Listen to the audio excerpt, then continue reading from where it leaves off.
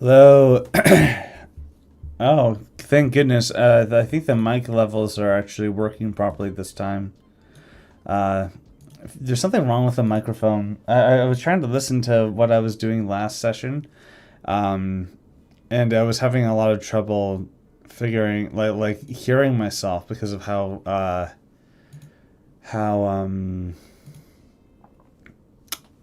what's the word? Quiet. Yeah. So it took me that long to remember the word quiet. So it's just going to be an interesting stream.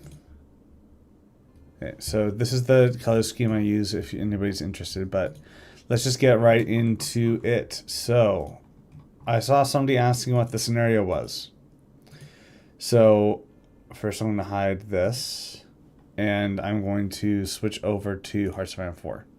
So this is a mod called Après moi, déluge. Right now I'm looking at a restoration and continued updated version of the oldest full conversion alternate history mod on the Steam Workshop. It's a French Empire wins and dominates the world timeline. It has a lot of really weird things, like a Kingdom of Louisiana, dominated by the Orleanist dynasty. Deseret isn't that bad. Empire of Mexico being like this is a little crazy. I like this Algonquin Republic that they added. Russian Empire's Alaska being bigger makes sense too. But things like this Empire China, Empire Japan, Taiping Heavenly Kingdom, very odd. Don't know how Portugal and France got this stuff off of India. Don't know how the Dutch would have gotten their East Indies back. I guess it's because they withdrew from the Netherlands. What was that command that yeah. So in my version, very quickly about like what should be what and why. I'm just gonna quickly go through this. My initial idea was something along these lines here. Where France just owns all that directly. I saw comments saying that France would have wanted to have a border like this with Spain, and I honestly see the wisdom in that. Maybe well, you know what? Why not? Let's just there. It's interesting, but UK is rather cut. Yeah. Socialist Republic of Quebec. Again, this would be called Canada because that was a French term. Here they have this thing where Poland and Hungary fought France and Austria, and they lost. In order to make sure that they had control over Europe, they set up this mandate to keep Poland in line. Poland somehow owns this stuff, which I don't particularly agree with. In fact, I'm going to show you what I ended up doing as a little bit of a spoiler for people who've seen the first streams, that I'm giving it to Austria. So France, Austria. In this timeline, they have the Confederation of the Rhine still existing. That's going to be restored after World War One, but I have a lot of lore to show how we get there. Confederation of the Rhine in this scenario is in a civil war between nationalists, communists, and monarchists. It's worth noting that the ideologies of this are interesting. Anybody who's usually radical Republican exists. There's a democratic movement, but you could be a democratic monarchy, I think. No, these are even monarchists, so I'm not too sure about this. There's not many monarchies. Somebody asked to look at what's happening in South America, so here it is. Aron, Siena, and Patagonia. That's cute. I would imagine that the France would have them as a puppet, though. If these exist, then I don't know about what would happen with La Plata, and if we have... which is something I'm going to do right now. Hold on. Another thing that I do in my version of this scenario is have a Portuguese Brazilian empire. I just think that it makes sense. I think it looks pretty cool. Of course, hold on. Might as well tag brat annex pour. There. Much easier. But they would have the pink map. They would be an Atlantic power. It would be concerning. It would be a counterbalance to Britain, because France would be like, hey, even if I can't... I guess I'm getting a little bit ahead of myself. I'll explain my theory a little later. France didn't win 7-Year War. So the initial point of divergence isn't actually established. I don't think even News has one. But the initial thing was just like Napoleonic Europe, it would look like this. And there was no real lore established behind it. And I'm trying to, with a good point of divergence, reach it there. First, you look at the Hamiltonian Kingdom of America, and it's like, ew, gross. But then that ended up inspiring what I would make my point of divergence, is that Washington dies before the conventional Constitution. He takes over America through politicalness. Then he decides to fight Britain because he wants to trade with France, especially when they got sold Louisiana. And then they have a war of 1812. And whether or not Hamiltonian America wins or loses is up to whoever wants to develop this concept. I personally am in favor of Hamilton. Hold on. I'm personally in favor of Hamiltonian America annexing Canada and there being no British possessions in North America, which would then secure Hamilton's ideology, and then that could make for an interesting thing in 1936, which I will cover. So we have Hamiltonian America here, and then so that's a counterbalance to Britain. France is basically doing everything that they can to find ways to prop up enemies to Britain, and this is one way that they do it. I don't know if Deseret would exist in this way. I think it's kind of funny, so it makes America too powerful. Yes, but you need America to be that powerful. Also, Canada isn't that valuable of land. If you have America controlling all this stuff with all this gold here and other resources like in Texas, then yeah, they're actually really powerful, but Canada doesn't really provide that much. Like, yeah, raw resources up here. But Britain's too weak in this mod. Yeah, but like Britain needs to be weak in order to have lost a great war with France, right? And I don't know too much about that. So there's a lot of like things that are a little wrong with this scenario, but basically what I'm trying to convey is with this core and just showing it with Hoi 4 visuals is to get people to like understand the general idea of what's going on here. But right, so let's get back into Photoshop. So in my version of Après moi, déluge, I have the French winning here because in the War of 1812, America won. Or they don't even need to win. They could just like occupy the British long enough for them to not want to lose.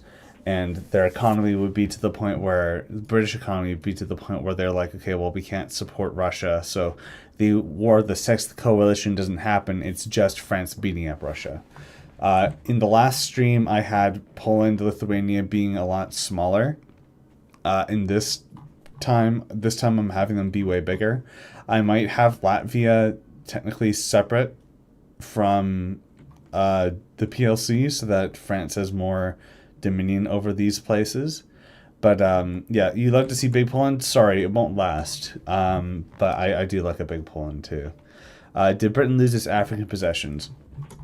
In this timeline, it's not currently depicted, but they would not lose their possessions. In fact, they would still have the Dutch East Indies because the Dutch are still occupied by France, and they'd have no reason to give it back to Napoleon, especially when he doesn't have a navy, right? So what happens here is that even though France has a big win here, it's at a huge cost of lives. He doesn't have his elite army anymore, so Napoleon, despite his character, is just going to rest. Maybe he tries to have a rapid expansion of the navy to try to mess with Britain again, but he dies before he can do anything. And then his son, Napoleon II, King of Rome, comes to power. Napoleon would probably die of stomach cancer like he did in our history. But then this is around what the world would look like in 1840. So this is before no, this is not accurate. So Poland would still look like this before the the 1848 revolutions. So I want to quickly actually take this, move it up here, and then 1850 PLC.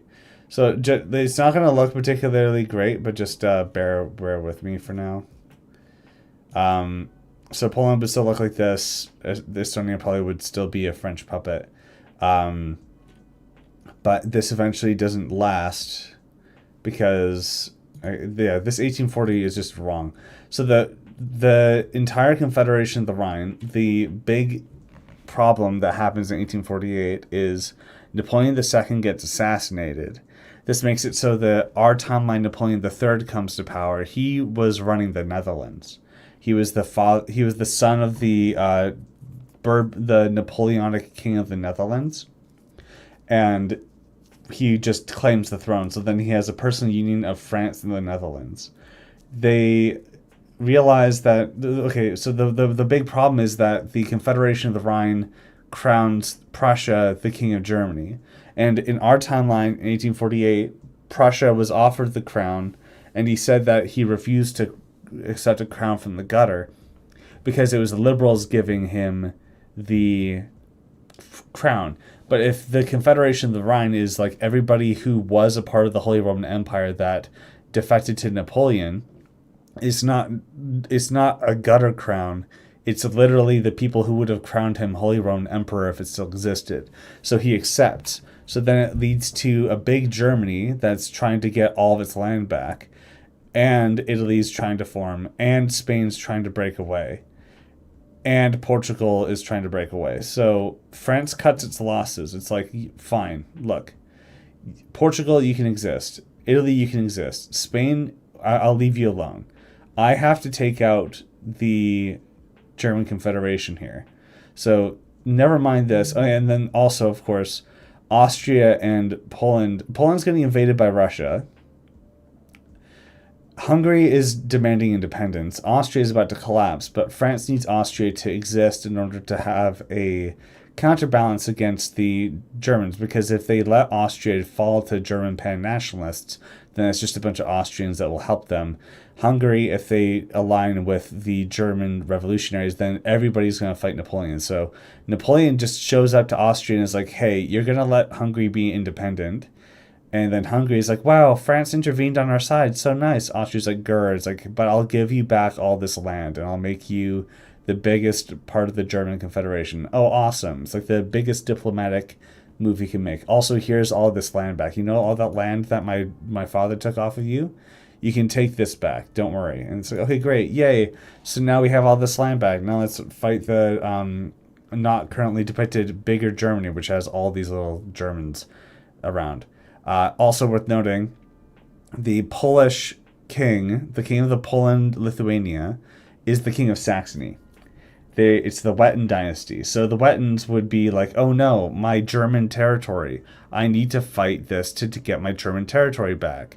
And then Russia goes, hey, Slavic territory in the east, I'm going to take that. Which then eventually leads them to looking something like this. This makes the Polish people upset. It's like, grr, why did we just let the king fight in all these wars to help only the king? This sucks. Then it's like, oh, well, wait, hold on. Napoleon's going to give us Galicia Litimeria if we help him put down Germany? Okay, maybe this situation isn't so bad. So this is what the world would end up looking like after the chaos of the 1848 revolutions. And I keep saying 1848. It wouldn't necessarily happen in 1848, but the Springtime of Nations, like it's a meme, quote unquote, a historical meme that is going to replicate here. Okay, so we have Napoleonic France still existing. They have a border following the river. It was a suggestion that somebody made in recent history in the last stream. I don't remember who. I'm just quickly looking at chats now. I will read it more in depth. Spain wouldn't be ruled by the Bonapartes. I don't even think that they would have been ruled by the Bonapartes by 1848. We could have it be that Ferdinand gets put back in here and they're just like, whatever, just exists at 1848. But it's also possible that in order to prevent a Peninsular War dragging them down, they could have just done it in 1815. But let's do 1848. What happens in Ireland? It could become independent. But anyway, I'm going to show what I've cooked here for the post Springtime of Nations scenario. So France makes sure that Austria gets all of its territory that it lost off of Prussia, including this German Silesia. So Austria gets all of its territory back and Silesia, and they're the largest, most powerful German nation in the German Confederation. So this means that the France and Austria are collaborating, and they're like, hey, we're going to be friends from now on. Austria, because Hungary and Poland and Austria and France are all friends at this point, Austria doesn't really care about expanding its empire to be this way again, and it's content being a part of the German Confederation. The German Confederation is highlighted in yellow, so you can see here that I'm not sure what to do with the rest of Prussia here. Brandenburg exists, also potentially Pomerania as well. Pomerania could even, I don't know how Sweden would feel about this, but all of Sweden could become Pomeranian. All Pomeranian could become Swedish. This is an idea that I had. But somebody suggested that the Dutch should be part of the German Confederation, and I think that they would do that. Not necessarily because France would be wanting to expand the German identity to include the Netherlands, but the Netherlands would be a kingdom that is also the French emperor's title, right? So the emperor in Paris, Napoleon III, his father was the king of the Netherlands. When Napoleon II died, he claimed the French throne and everybody rallied behind him. He wouldn't give up the Netherlands throne. So because he put the Dutch in the German Confederation, he has a say in the German Confederation's system, because every king has a vote or whatever, and even though he's the French king, he gets to have a vote. The same thing with the Poland and Saxony. The Polish king has a say in what happens in the German Confederation because the Polish king is the Saxon king. So this is a indirect way for Napoleon to have dominance over Germany. Right. So we have this situation here now where there's a divided up Germany. The Hungary exists, and Italy exists, and Spain exists. I don't know about Sardinia or Sicily. They might still be independent states. Britain, we had a talk about it potentially being that Britain is that Britain has a Chartist revolution that succeeds. I'm now considering having a Chartist revolution that fails. So Britain still keeps its overseas empire, and it avoids having reforms that would stabilize it in the long term, which we will get to exactly how that works. And yeah, I can say these French borders are actually really pretty. Yes, Red Steve, I'm going to get to that about what happens in the Great War. I'm not at the Great War yet, but I want to read the rest of chat. Somebody mentioned something about Portugal being divided. I have it so that the Portuguese kingdom exists as a unified state with its own parliament under Napoleonic puppet state. But then in order to maybe there's even just a revolution and they oust the Napoleonic king and then they crown the legitimate Portuguese exiled king of Brazil. And then Napoleon just tolerates that and is like, hey, I recognize this and we can be friends. And because Portugal has its own separate parliament, instead of it being a weird thing where it's like, Brazil, you're just a colony. You don't have a say, and Brazil doesn't like that. And then Brazil gets its own parliament because they're actually in Brazil now. And then they go over to Portugal, and it's like, well, no, Portugal should be a colony then, and Brazil should be the overlord. It's like, no, guys, you can both have a parliament. So that's why this is stable, and why Napoleon recognizes it. And it's also a good counterbalance because Britain would be dominating the Atlantic. If there was a Atlantic power that was aligned with Napoleon, then there could be a strategic vulnerability of the British Empire through here, right? What do we got here? Haitian Revolution succeed or fail? I might have it succeed. I'm not too sure yet. See how Brazil would continue to be aligned to France. It makes more sense for Portugal as a French puppet state, while the Empire of Brazil... Yeah, so... Yeah, maybe Brazil would be aligned with Britain. I can see that happening. When I say that Napoleon would recognize it and it be an ally, that would be what France would want. And because Brazil wouldn't be just a puppet of Britain, they wouldn't just always go with Britain. So there would be maybe defensive guarantees on both sides, and then Brazil plays both sides, and then Brazil becomes a regional power because of the fact that two great powers are trying to get its favor by recognizing its independence, and they grow stronger for it. What's going on? Is Italy united by Murat, the Napoleonic king of Naples? I didn't consider that as a possibility, but maybe we could do that. And then that's why Italy is currently collaborating with France to not take Piedmont. But then maybe there's a revolution later which causes them to fight France, or maybe it doesn't even need to be a revolution. Murat could just betray, or like Murat's descendants aren't like blood tied to the Napoleonics, right? So the Murat's dynasty could eventually try to unite Italy. So maybe it is a Muratian Italy. Poland didn't get a corridor to the Baltic Sea. That's the thing. I am not sure, because Napoleon occupied Danzig, and Napoleon would still want Danzig. Napoleon would want Baltic supremacy. The Polish are always supposed to be subservient to him. It was just meant as a tool. This tension is what will eventually lead to France and Poland having disagreements, and then eventually a great war over. So I feel like giving Poland all of Prussia, for example, isn't particularly a great idea. Does the Swedish king... Hold on. What is this? Does the Swedish king also get a say if they have Pomerania? Yeah, that's what I was thinking. By making it so that there's a kingdom of Pomerania that Sweden is the personal union overlord over, then there's just more foreign influence through personal union kingdoms in this thing that's supposed to be Germany, right? France to get the southern Netherlands as well. Yeah, maybe. I'm not too certain about that yet, but probably. Bernadotte's in Sweden. Yeah, I think it would still be Bernadotte in Sweden. I had somebody suggest that Sweden fights Russia in the earlier war, but then in this timeline, if they take it too early, then Russia would go in on Finland again. So I'm going to have Sweden want Finland, but then not try to take it in 1815. They will try to take it in the Great War. Fully beyond the Rhine. Yeah, I think so about France's border. Hey, I recognize this and we could be friends isn't in very character for Napoleon, but it's not Napoleon the First anymore. It's Napoleon the Second, Napoleon the Third, right? So Napoleon the Third was a lot more diplomatic. So Napoleon the Third would be in character for Napoleon.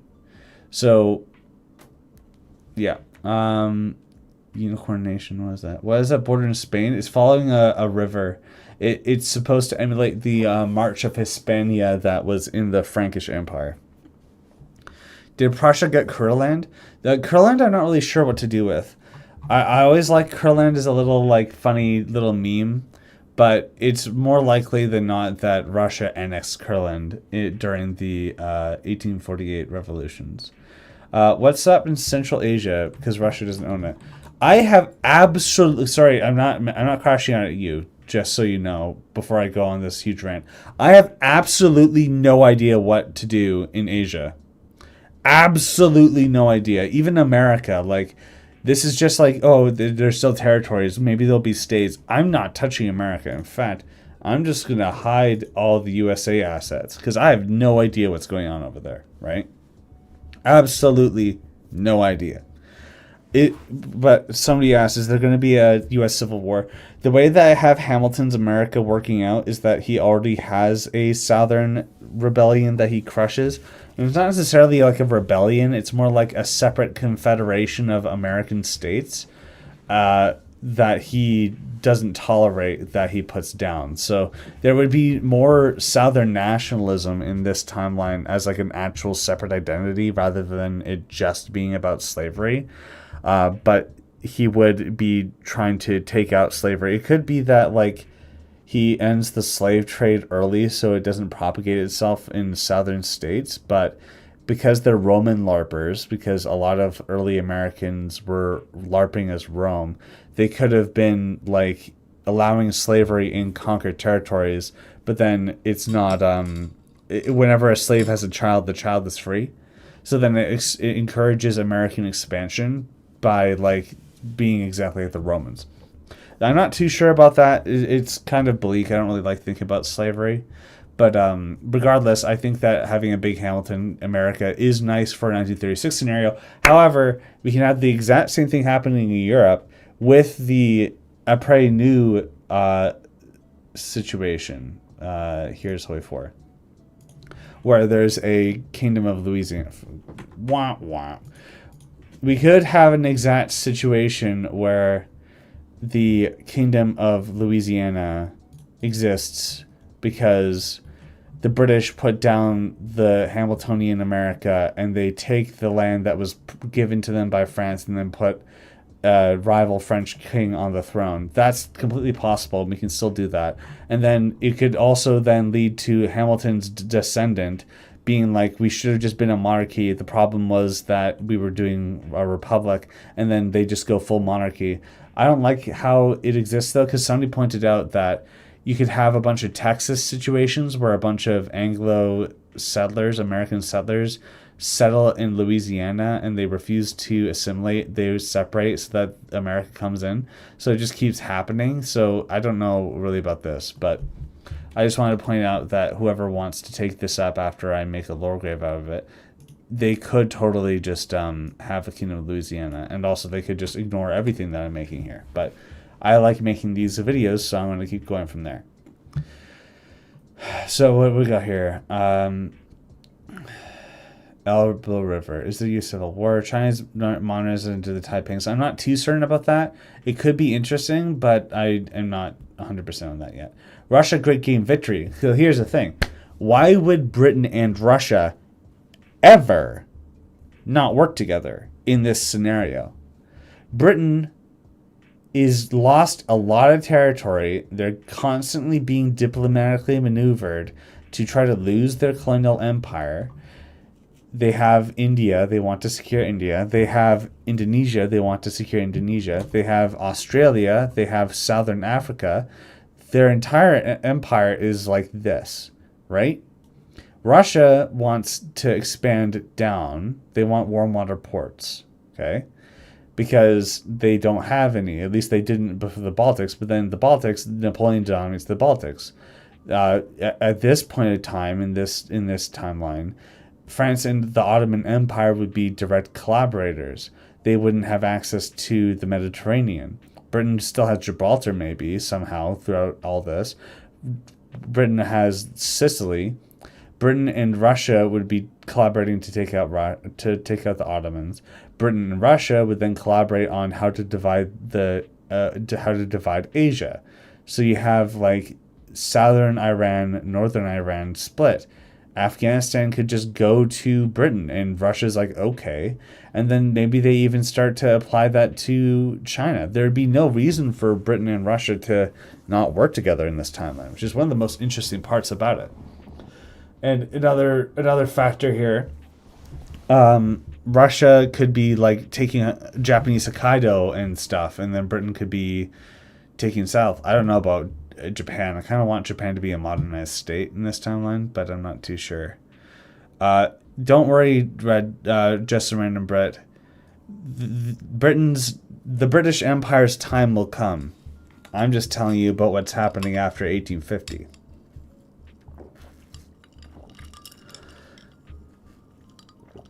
Ottoman Persian-backed separatists in Central Asia for Russia to take back. You'd give some or all of this Australia to France. I know that France claimed some Australian territory, but they don't have a navy by the time that Britain solidifies their control over this. So in my timeline, that won't be happening. Hawaii is a Russian territory. Yeah, that could be fun.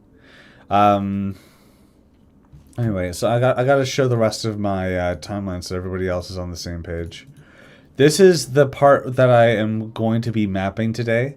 I'm also going to be hiding the American stuff because I still don't know what to do with them. There's going to be a Crimean War because after the 1840 fight happens, Russia then gets a boundary with the Ottoman Empire again. Because the Russians are able to get in here, they're going to claim the title of protector of the Ottoman Christians. France won't like this. France is going to go to war with Russia. This is the opposite of what happened in our timeline, where Russia had the title, Napoleon III claimed it, and then they fought over it. Britain supported France in the Crimean War. Britain would not be supporting France in the Crimean War. In fact, they would be supporting Russia. So there would be a fight here. The French would be trying to keep the Ottomans up and running, but they eventually fail. France goes, hey, Poland, you should totally invade Russia and get your land back. Poland goes, absolutely not. Why would I do that? And the reason why is that the last time that they worked together, France just allowed Russia to annex all this land. Like, yeah, they gave Galicia, but they're not going to give any more land back. They have the German Confederation solidified. France doesn't have dominion over Prussia, and even if Poland did get Prussia as a compensation for losing all their territory here, it's just Poland, Prussia? Like, no. So Poland finally asserts its independence and says no. France goes, hey, Hungary, you should help me against the Russians. Hungary is like, hell no, I want Bosnia because that's the medieval kingdom of Croatia and I'm nationalist. So they go in against the Ottomans instead of supporting France. And oh shit. So then the Ottoman Empire collapses. I'm going to map out a Treaty of San Stefano, Bulgaria under Russian puppetry because that is something that Russia and Ottomans agreed on, but then France and Britain were like, no, because then this gives Russia Mediterranean access. Let's change the border. But if Britain and Russia are collaborating against France, Britain would support Russia's puppet state taking an Aegean coastline. So then there you go. You have a big Bulgaria here. Romania gets united. They might take this stuff. Russia might take this, but it feels weird, so maybe it's just a big Romania. Maybe even Romania, Bulgaria. I don't know about that. But then something I noticed is that I had it where Napoleon didn't give these little territories back to Hungary or Austria. So they would have like a Napoleonic kingdom of Montenegro. Because in the first stream, just around a bit, I noted that we can't have the Chartist revolution succeeding because if we did, it would destabilize the colonial empire too much. If San Stefano, Bulgarian, Serbian, Yugoslavia could exist in the future. I am not doubting your idea, but I want to understand why so I can learn more. The Chartists succeed in Britain, it would make it more interesting. Well, if this is a 1936 scenario, what happens before that doesn't really matter because we're going to get to that. So, but in order to get everybody on the same page for what my plans are for World War I, this is a really rough and it was using old versions of the map, so don't worry about it. But what's going to happen is, and somebody suggested this in the first stream, it was the Netherlands forming Germany. I watched the possible history video about it, And given the fact that the Netherlands would be inside the German Confederation, a majority Dutch people would be in France, because France would be occupying the entire Rhine River. So right now it has, this is the border. It should be this. I think it was Jason, suggested that will be the case in this map. Don't worry. The Netherlands would have a pan-German revolution ousting the French. And it would be predicated by the King of Saxony, trying to start a North German Confederation through trade. And they would be buffed by the fact that they have the entire Kingdom of Poland on their side. So they would start influencing the Protestant northern states of Germany to try to form their own customs union away from Austria. So like there's the beginnings of a nascent North German Confederation here. And then the Netherlands have a revolt to remove the Napoleonic dynasty. That's the outbreak of World War I. So World War I would start with the Dutch revolting for their independence / being a part of this North German Confederation, which would be the northern Protestant states of Germany. Sweden could even like withdraw and focus on Russia and taking Finland. Denmark would be working with France. So I'm going to actually start mapping this out right now. So this is extremely rough, so bear with me, and I do want to hear your suggestions, but let me just map this out so everyone's on the same page. So France, Austria, and then these people are all fighting. France's get these on the side. These guys are all against France. I don't know about these guys. I don't know about Portugal. This would be the North German Federation states. This would be the South German Federation states. And then diplomatic revolution.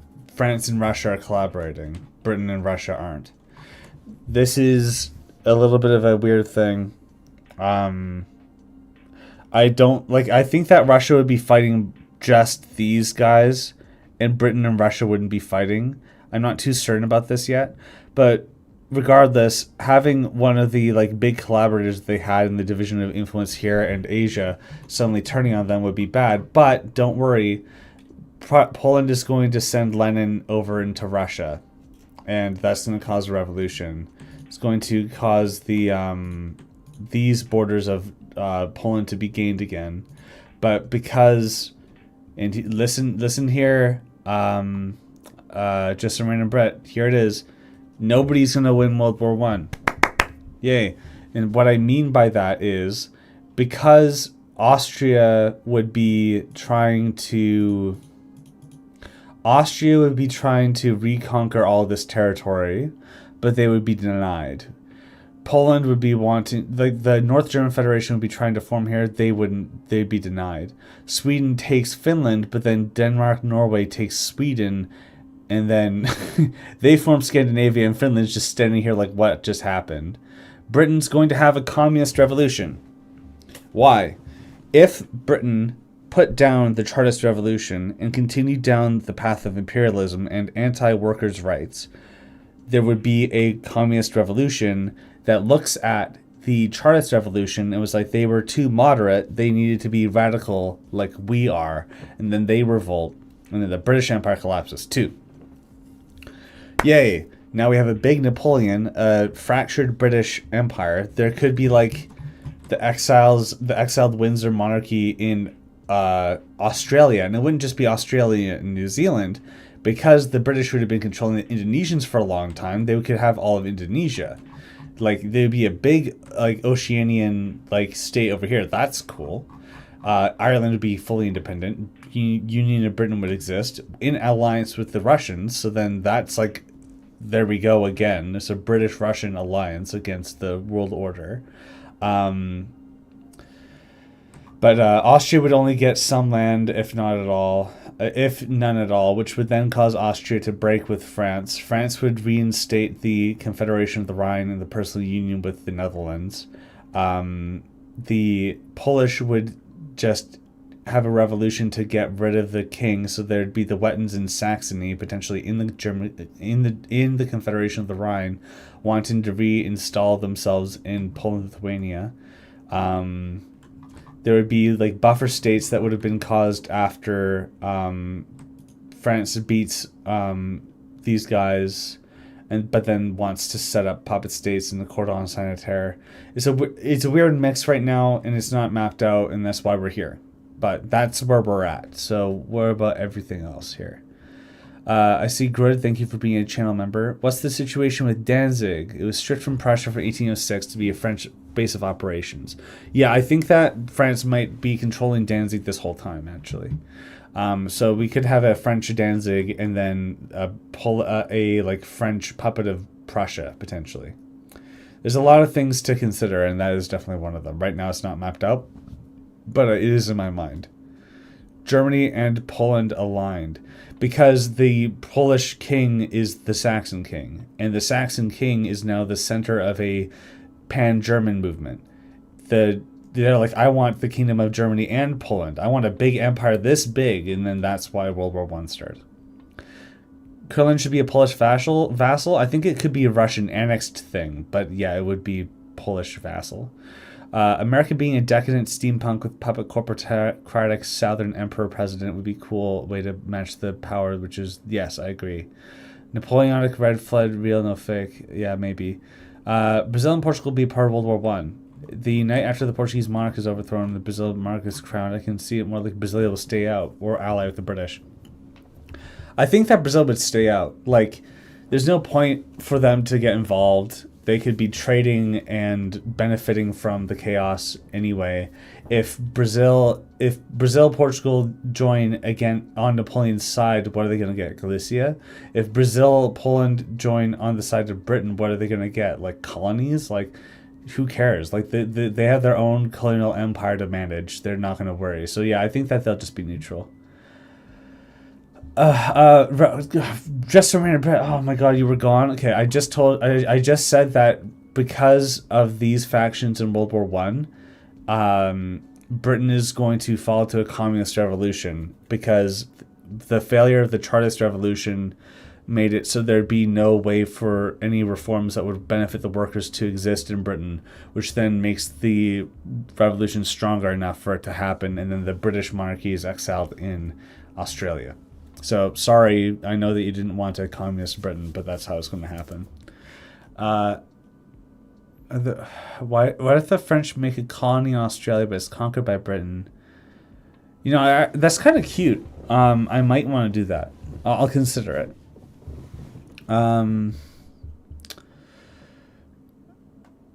Did not have a large socialist base. Okay, they didn't have a large socialist base because the Chartist revolution, the Chartist movement was like workers' rights, and then Britain's like, yeah, you know what, you're right. Let's reform the state so that we don't have people being upset and that the workers can be represented and there's a democracy.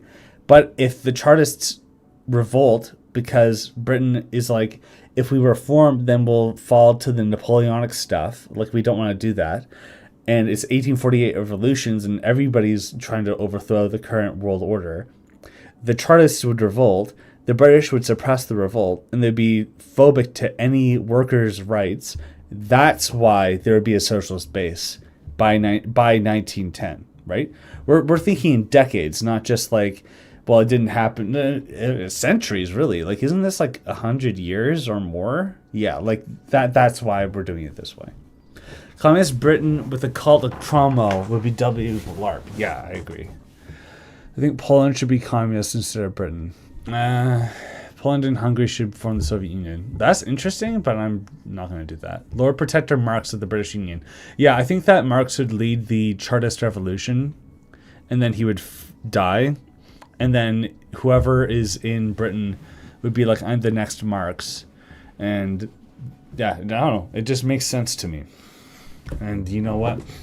So be it. Okay, so now how do we do this? I need to look at all of my old maps to see if I have a... This might work.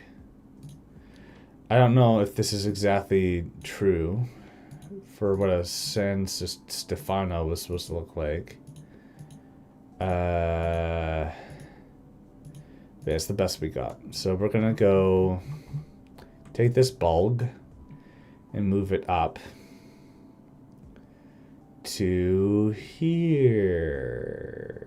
No, here. So this is going to be what Bulgaria looks like before the World War. Except not really, because it has a lot of territories it shouldn't. And we're going to turn off the bleed so that we can properly edit the borders. So I know that I've seen some people asking me how I make my maps.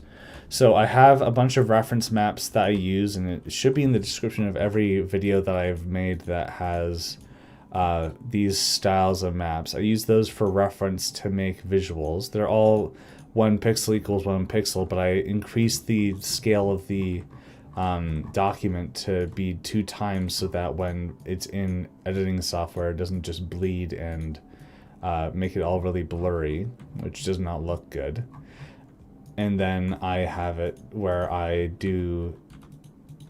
have layers here that have one color defined by a color scheme. I use Skuldagrim's unexpurgated color key, also known as suck. And then I paint it so that there's a 2 by 2 wide pixel border. And then in a folder that has all the layers, I have a stroke effect set to 2 pixels, which leads to incognito looking like this. So then there's like a little, like, okay, this is stuff that doesn't currently occupied by a country. And then the borders look like that.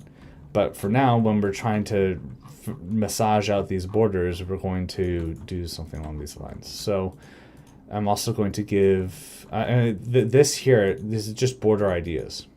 So I'm just going to even delete this. I don't need this anymore. I know what I want. Actually, no, I can't delete it yet.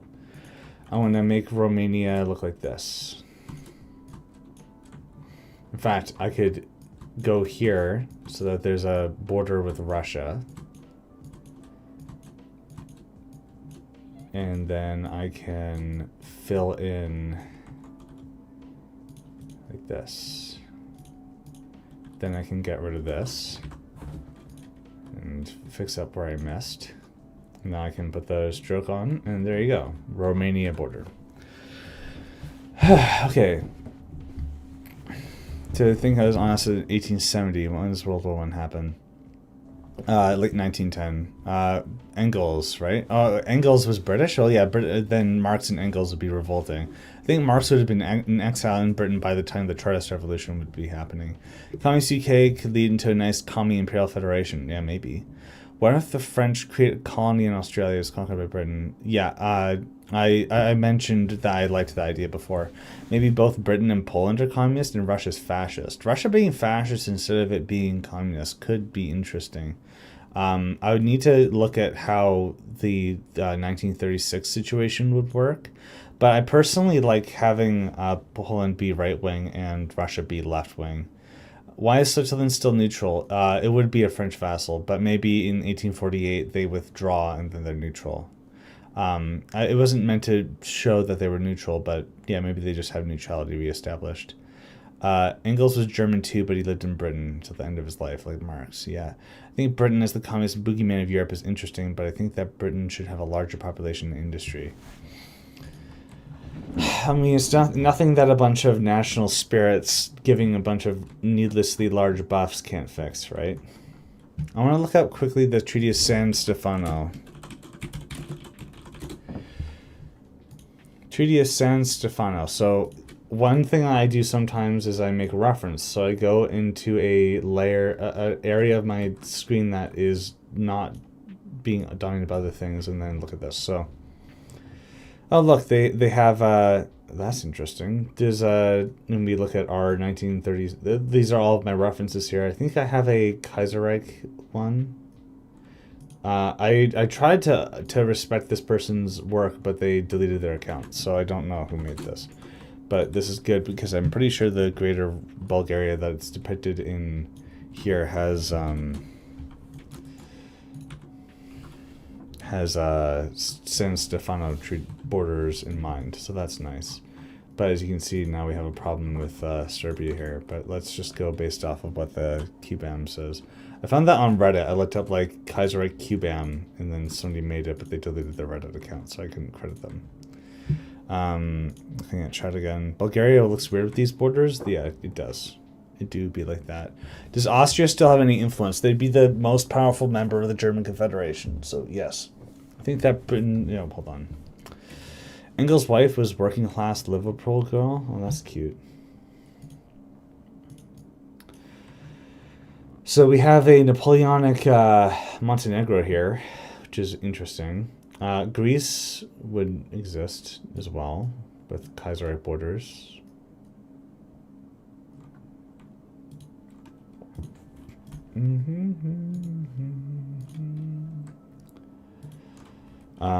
A lot of this is going to be Kaiserreich 1910. And, you know, a lot of this stuff could have happened differently. But we don't have time to figure that out. Like, I don't know. I think that because of the way that the Balkans are, like, it would just end up being mostly the same. Greece could potentially be French aligned.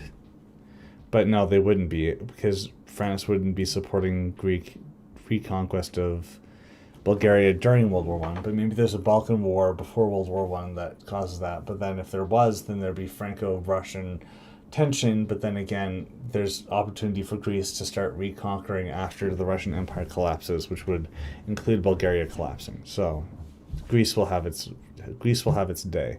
But this is 1910 right now, so they don't have anything right now. So, Kaiserreich QBAM. Take that. Albania.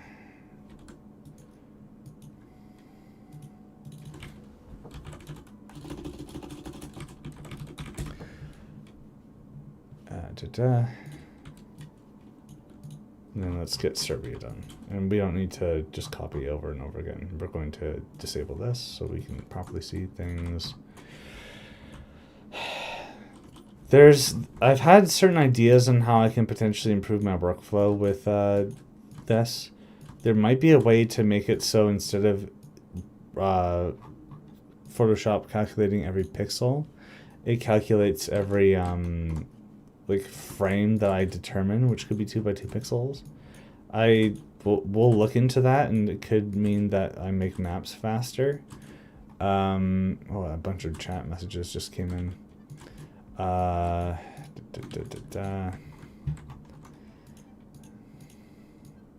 Serbia, I don't know who Serbia would align with. Potentially whoever was anti-Hungarian. So then Franco, it would be interesting then. So despite the border tensions, there could be a Serbian alliance with Bulgaria. But I don't know. Maybe Serbia just stays out. And then they jump in aftermath. I think that makes the most sense.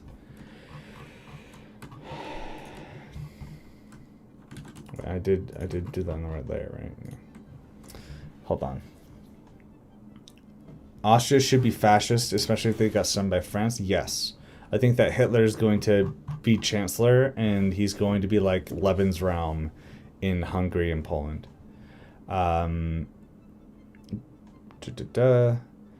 Name me my Bulgarian Yugoslavia favorite LARP. Yeah, it could be. Yeah, it could be that Serbia goes in on Bulgaria, but then Bulgaria reverse Uno cards and then forms Yugoslavia with Serbia. I don't know. Greece of Northern Epirus, South Albania. Maybe. If Austria goes fascist, the Bohemian nobles are definitely breaking away. Maybe even the Carinolan ones too. Yeah, maybe. Keep talking. I'm almost finished. I can see the after effects of having Otto von Biscuit in my collaborations starting to show up in my streams. Yeah, a fascist Austria, the half population would be Slavs, would be something. Yeah. Fascist Poland doesn't really make sense because the Polish-Soviet War, they were socialists. Piłsudski was socialist. Okay, but he was also a nationalist, and what does that mean? If you have a socialist and a nationalist, I've heard that somewhere before, but I don't know where I've heard that before. like you know who else was socialist? Leon Blum, and he considered Algeria to be a 100% part of France. You know who else was a socialist? Mussolini, and then he formed fascism. You know who else is a socialist? The Swedish were socialist, and then they made an ethno-state that even the Germans were like, wow, that's awesome, and collaborated with Germany in their invasion of Norway. Like, socialism is such a broad term that it doesn't define anything. Like, he wasn't a Marxist, right? And this is why communists are always like, you need to read theory or else you're a heretic. I mean, revisionist. Because then you just, if you don't understand the basic fundamentals of Marxist ideology, that was actually on accident. That wasn't deliberate like the other one. Then there's problems. Mussolini left the Communist Party. He'd definitely be insulted if you called him socialist. Yes, he would. But he used to be one. He used to be a socialist. Fascism literal name is National Socialism. Fascism isn't the name of fasci is just union. It's like unionism, but it's union of the workers in the state.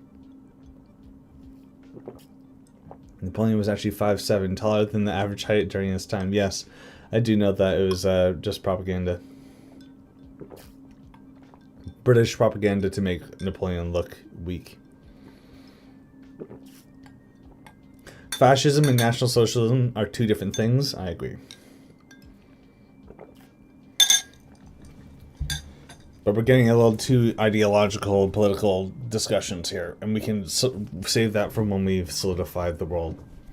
Speaking of lore stuff, something I pointed out in my first stream is that while the French would be supporting the Ottoman Empire initially and then break away from them after they've been proven to not do a very good job, in order for France to have a colonial empire, they need to go through Egypt. I think even Napoleon I wanted to conquer Egypt. So while Napoleon I would see the benefit of letting... Sorry for the crackling there. Since Napoleon I would see the benefit of conquering Egypt, and then after Ottomans are proven to not be effective, they would potentially make the Suez Canal first. So French Suez, for real. Where is a Suez border here? Oh my God, I've started a huge debate on politics here. Oops. Napoleonic Corps. Napoleonic Egypt. And before I solidify exactly how big it is, the French are going to control the Suez. Hold on. Whoa, okay. Whoa. So, where was that? The last thing I saw was fascism and National Socialism are two different things. Yeah. Interwar Czechoslovakia was ruled by a party that was called the Czechoslovak National Socialist Party. Yes. And there's also Ukrainian National Communists who weren't Nazbol. They just wanted Ukrainian nation and were communists. And they weren't aligned with the Soviet Union because they didn't want nationalism to be a big part of what the Soviet Union was. So they thought they were too nationalistic, so they shut them out. Yeah. Mussolini would consider himself a national syndicalist or fascist. Fascism is a species that evolved out of socialism. Yeah, it evolved out of socialism, but it's not necessarily socialist. You know, People's Republic isn't the only communist here. There are Donetsk and Luhansk that use it and people with the right. Yeah, like, names of things don't matter that much. Mussolini left the Communist Party because he supported entry into World War I. So, yeah, Mussolini could be a communist in this timeline, maybe. I don't know. I think it's time for a Twilight Struggle update video they've been cooking lately. Yeah, I wouldn't mind checking them out again.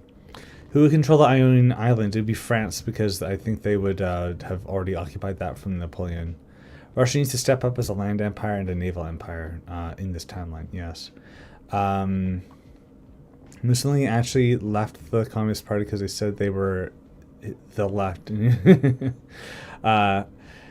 could be possible the French remake the Faro Canal instead of the Suez. What's the Faro Canal? The Suez Canal controlled by anyone is a wild card since Muhammad Ali goes on a side quest of a massive Egypt. But France would actually be putting down Muhammad Ali's side quest and letting the Ottomans be powerful, but then going back on it to take Egypt. French Panama Canal. The French tried to do a Nicaraguan canal. They had the idea of cutting through the American continent, but then the Americans, I think, solely made the Panama Canal. Why were we telling Mussolini? I don't know. Justin Noyak. French Panama, but American Nicaragua. Yeah, I that could be fun. I'll definitely consider that, but I want to focus more on Europe and Egypt. I don't know. Like, we have to figure out the Ottomans and Egypt. Well, or do we? Maybe we just don't. Like, why do I make so much work for myself when I could just not? Ottomans would look like Kaiserreich, so we will be taking this. Even the color we'll be taking. Ottoman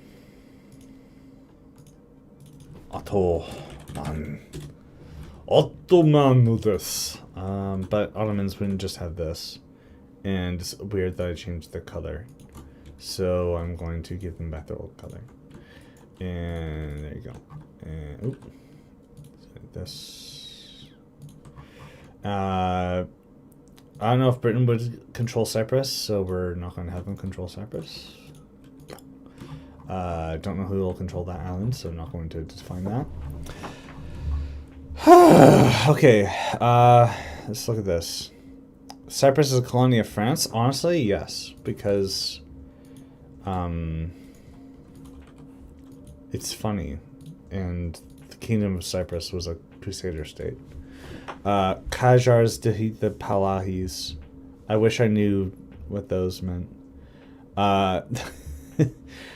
Sorry, I know it's Persian history, but I don't know what to do. Pharaoh's Canal is a canal that goes from the Red Sea into the Nile Delta instead of going through the Mediterranean. Like, there? Maybe. Maybe. It existed historically, but was closed. Yeah, okay. What's America supposed to be up to? I have them being dominated by a Hamiltonian ideological political dynasty that annexes all North American colonies of the British. But in the Hearts of Iron 4 mod that this is based off of, they have it being that the Orleanists are in Louisiana from 1815 onward, but there's so many reasons why that doesn't work that I elected not to do that.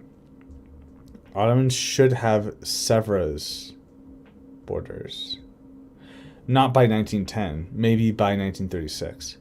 Habsburg Brazil. Now, I am going to go with not Habsburg Brazil.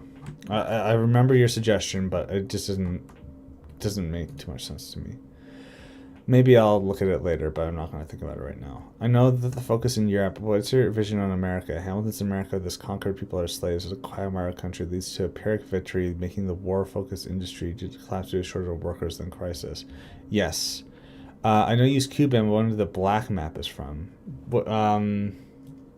So, here. This is a QBAM that's just black. This is actually kind of something I don't really need anymore.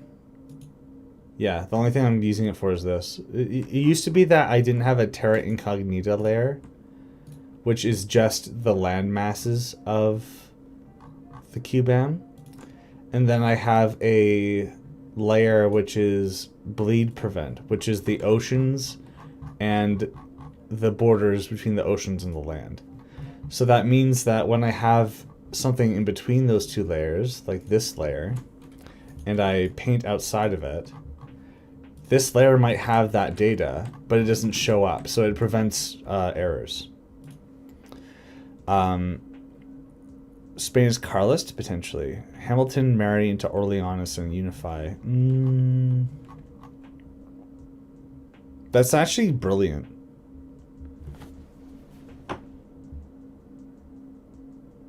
What the?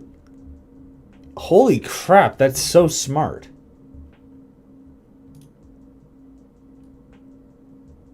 I'm pinning that message because of how brilliant that was. So, our problem with the way that it worked out in this whole timeline before was that first we have a big Hamilton that could defeat the British, but then is it really fair for them to conquer all this stuff? But then it's worse for them to put the Louisiana Kingdom, so we shouldn't do that, because if there was a Kingdom of America, they would just be settling there constantly. But imagine this. If you have Hamilton's son taking over America, crowning himself king, and then you have a Kingdom of Louisiana, and then there's a crisis in 1848, and there's a bunch of migrants coming into Louisiana, then it's like, oh no, what do? There's a conflict between our nations. I know, let's marry together, and our dynasties are united. So maybe by 1936 the kingdoms are separate again. I don't know how that would happen, but there could be a union of America and Louisiana, like personal union, and the political situation of that causes problems, which might cause things to like Deseret to happen and Texas to not be separate from Mexico. But then, yeah, maybe they get involved in World War I, and then the kingdom is broken apart. Maybe the Kingdom of America doesn't exist, but the Kingdom of Louisiana still does. Yeah, New France and American Personal Union, yes.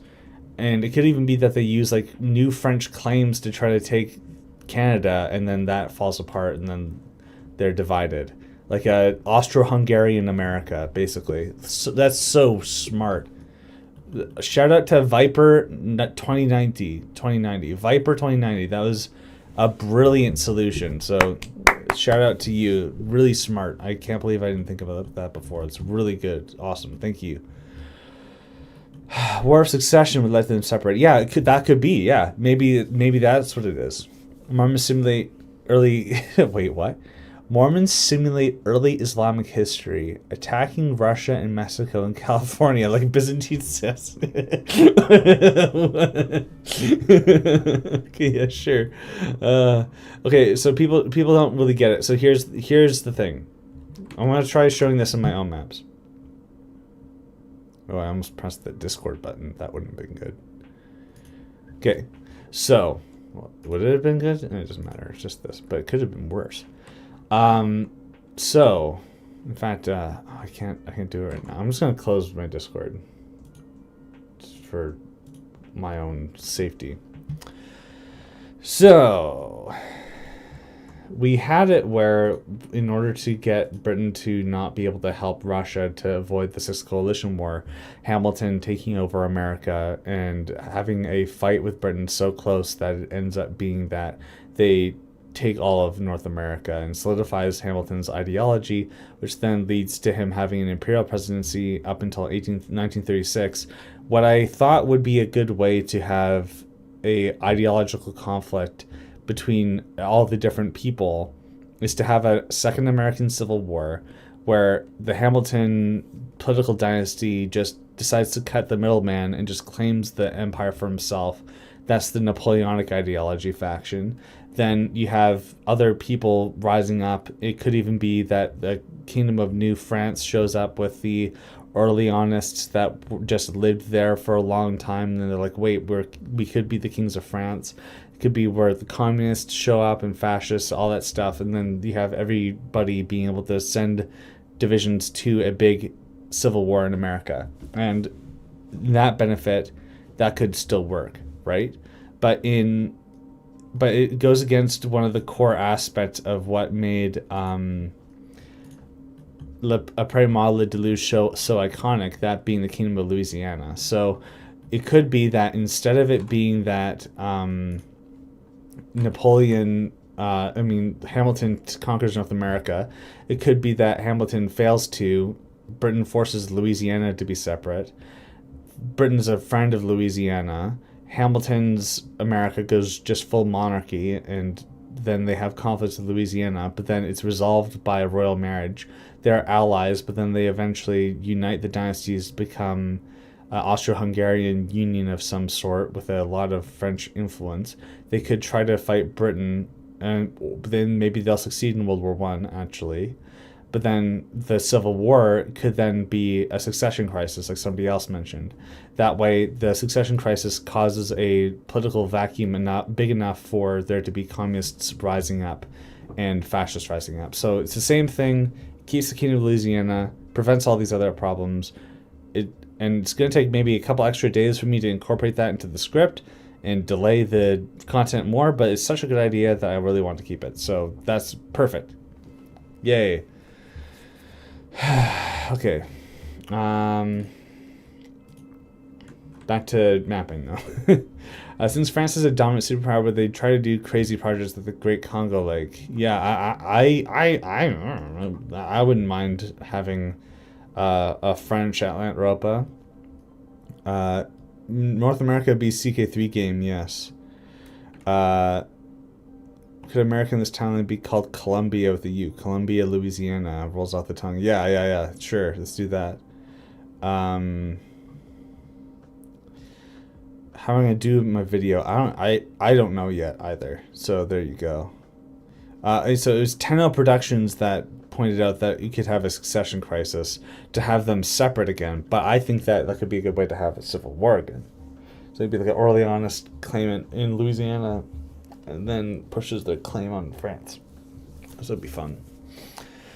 Swede poster here from the earlier stream. Have you thought about who would place Bernadotte in Sweden? Hi. Thank you for your suggestions. I did consider them. The way that I have things set up right now is that it would still be Bernadotte. They would still have here. Sweden might get all of Pomerania. And then the Bernadottes are collaborating with suppressing German national identity. But then after World War I starts, they would go in against Russia. Then Sweden would take Finland, but then because the French colonial system works, Denmark, Norway annexes Sweden, and then Finland is just randomly independent. I think that this could then lead to a fascist Swedish revolt, then being in alliance with the Polish. No, I don't know. I'm gonna start mapping 1936, even if it means I have to redo a lot of map work later. So here's the weird thing. So we're going to go back to 1815. We're going to select all this land that was Polish. We're going to delete this Russia thing. I don't know why even have it at all. We're just going to hide it.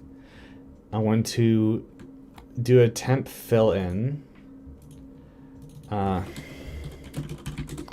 Temp fill. This red is good, I guess.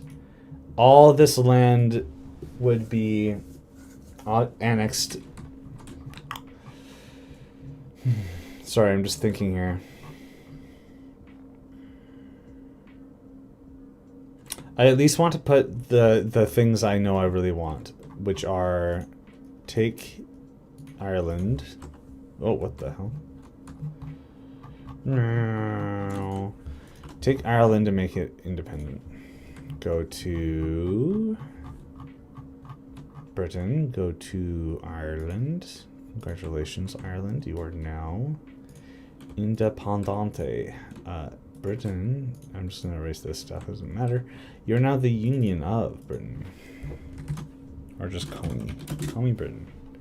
You're then going to have this color because it's far left Britain's color. Congratulations, you are now communist. Please do not resist. You're not going to have any overseas territories. You will just be communist Britain.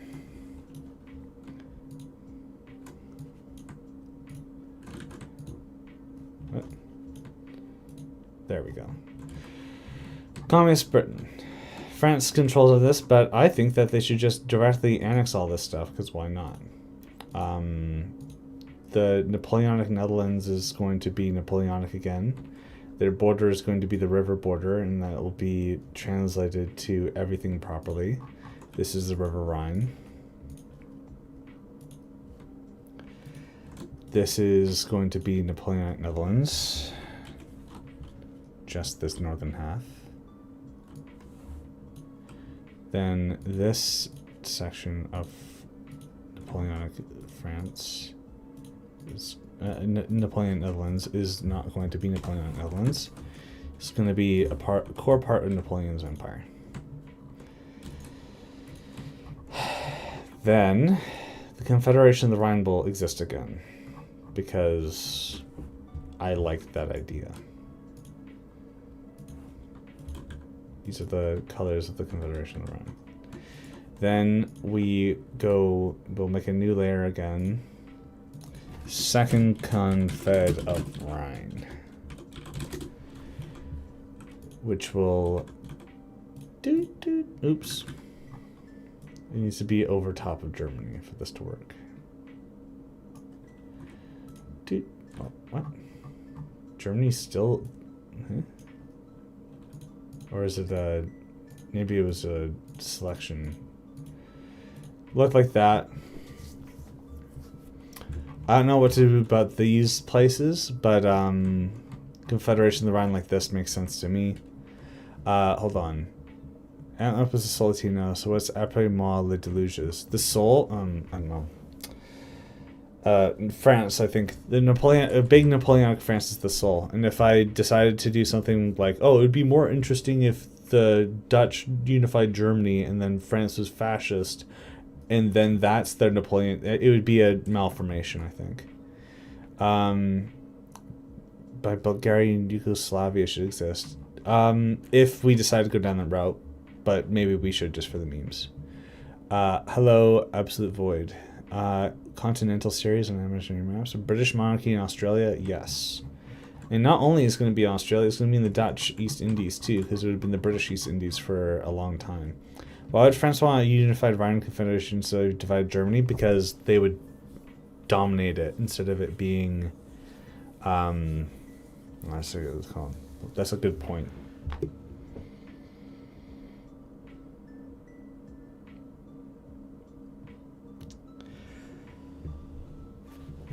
Hold on, I'm just reflecting here.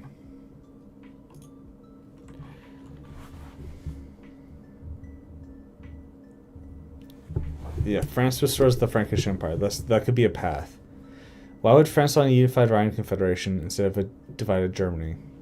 So, the way that the Confederation of the Rhine existed was that it was a bunch of post-Holy Roman Empire states that collaborated with France, and they didn't have any independent political action. They were just subjects of France. Like France was the protector of the Rhine Confederation, which had its own parliament. But this user, Tetra Tower, is pointing out, why would they unify that into one big administration again, which could defect to them against them again? And that's a good point. And I don't have a counterpoint to that. What I will do here is I will make it just like an opacity thing here, where France's continental system now means that France is the protector of Baden, Württemberg, this little Hohenzollern province, unless that just is a Brandenburg thing. They're the protector of Bavaria, whatever all these states are, Saxony, and whatever. And it is the quote-unquote Rhine Confederation too, but they're taking the German Confederation and being like, we're the dominant over that. But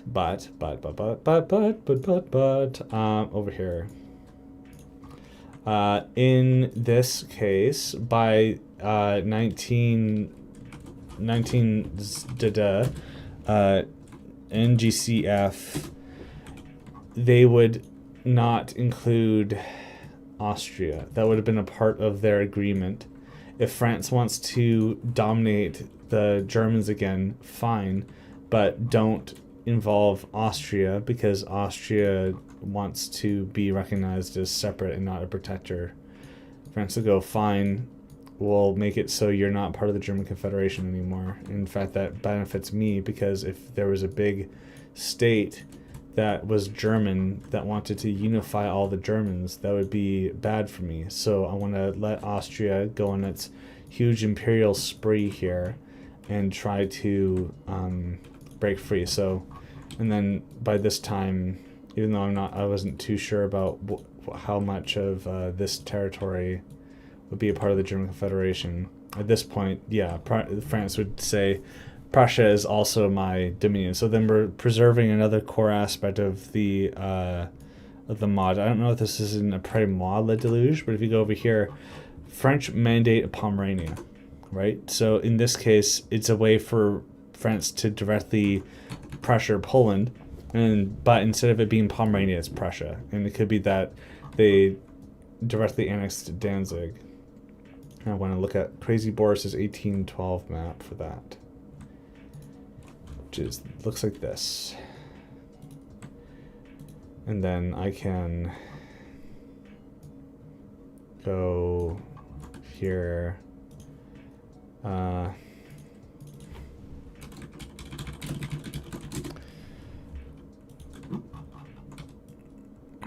then this is underneath those layers, don't show up.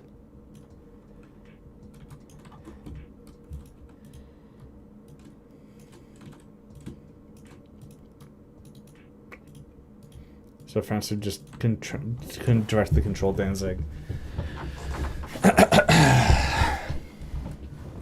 So France has a big empire now. Yay. Good for them. In fact, maybe just to screw over the German national identity even more, this German Confederation border of Holstein is also removed. So it's like, yeah, Germans, you're protected by France now, and you will be forever. And you just need to deal with it. That's going to be the new order after World War I.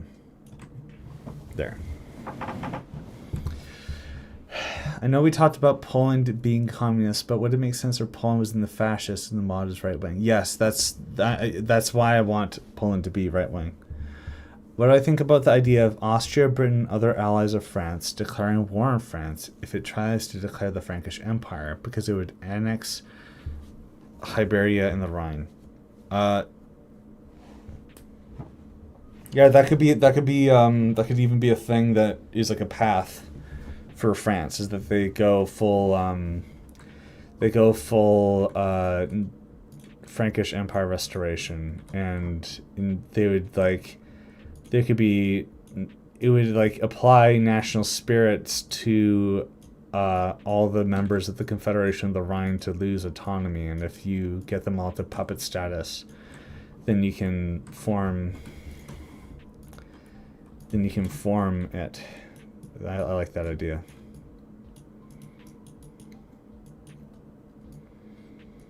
So everything in this yellow border is a subject of France. I think that's the best way to go about this. And Tetra Power, thank you for that suggestion. Wouldn't Danzig alienate Poland? Yes. Yes, it would. That's the point. Again, so it's not mapped out here, but I'm actually gonna take this outside of these so you can see this. They would have controlled Danzig when they controlled everything in 1815. They would have controlled Danzig potentially in 1840, and if they didn't, they would get it back by 1850, where they divided everything up and it's a part of the German Confederation. Poland would have lost all of the territory and right to Russia because of France. So alienated because of Danzig, alienated because of this. By this time, they're not friends anymore. So by 1910, when they have a war where the Polish king in Saxony wants to form a Germany, which would also include taking Danzig, they have a world war about it, but then they lose, and Poland isn't happy about it. In fact, they'd be so unhappy about it. But you want to know why? It's because France would potentially make puppet states out of them. But then here's the question. Is that really a good idea? Let's see. Austria has South Tyrol and Trentino, not Italy. By this time, yes, you're right. By the aftermath of World War I, 1936, Austria should control South Tyrol and Trentino.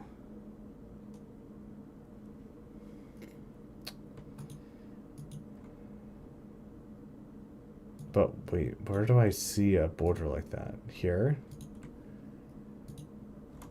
I don't know about Trentino, but this is Austria. Should we... What are we going to do with Italy? They fight France and Austria, they lose. Austria gets this land back. What do we do with Italy? I thought that they could be communists, but if we have Britain and Russia going communist, that's too many communists. In Après nous, they are under Mussolini, but I don't think Mussolini would be in charge here. We could have France dividing up Italy again, but then it's another thing here where it's like the gameplay of this could be that there's a bunch of warlords trying to unite Germany, and you do that with Italy too. It seems kind of overused. British monarchy in Australia could change Australia history. Proper settler colonial. Yeah. Who was the Ottoman Sultan and his vizier? No idea. Tanzimat reforms? Potentially. Austria is just timelines Italy.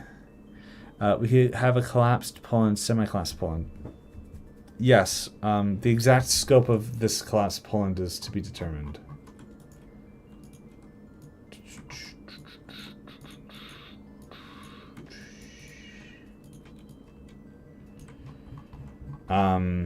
Austria would have wanted to reconquer all this stuff, but then it would have been denied by France. Why? Because they can't really justify this. But then, what? So, if we have Poland somehow getting away with it, quote unquote, I don't want them to have all the territory in red.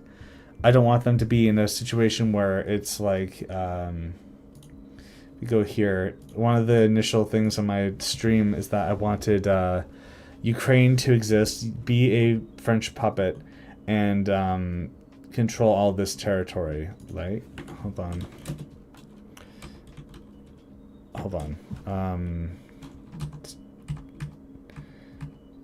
Set owner. Wait, if I'm Poland, can't I just concede territory?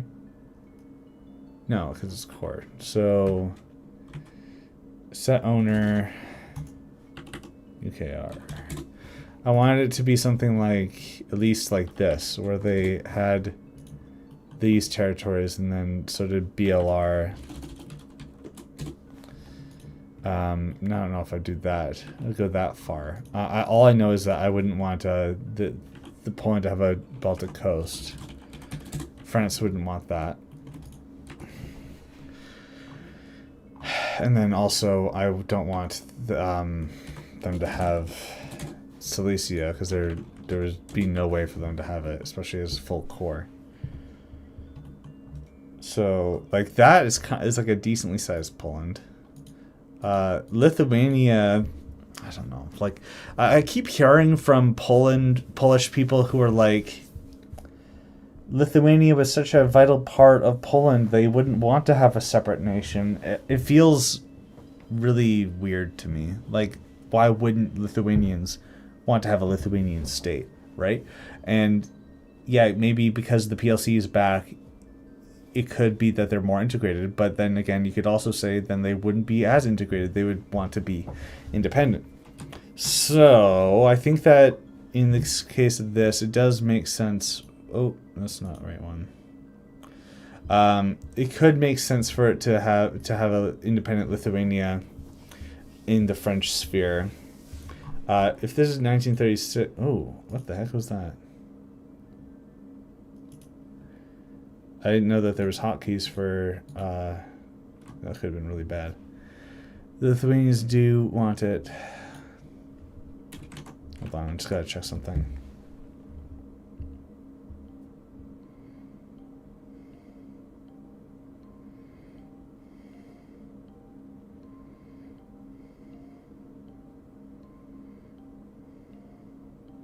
Okay. Poles don't see the PLC as oppressive to Lithuanians. Lithuanians do. Yes, thank you. Divide Lithuania between Poland and Samogatia, the coast. I don't know. Okay, it seems more likely that Italy would be divided among constitutional monarchies. In Sicily, they'll be revolutionaries. Yeah, Sicily, yeah, revolutionary. Viper, yeah. Italy led by Evola could be interesting. Bartholomew line, Ukraine, Poland. That was like the ideas of like a post World War II Poland and USSR, right? You could do something like that. Napoleonids in Ukraine. Yeah, it wasn't... Looking at the factions again. Let's look at this really rough one. Why would Ottomans be fighting? I guess they would. And then you have Sevres. Greece controls this. France has Straits access. Why wouldn't they support Ukraine? Yeah, we're going to have a French Ukraine. But when it comes to the Bartholomew line.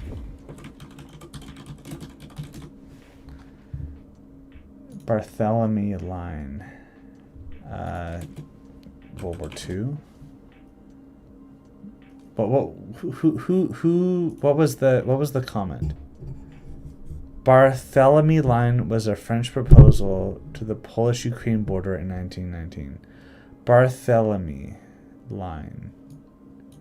The Bartholomew line is not World War II. The ceasefire line in World War I.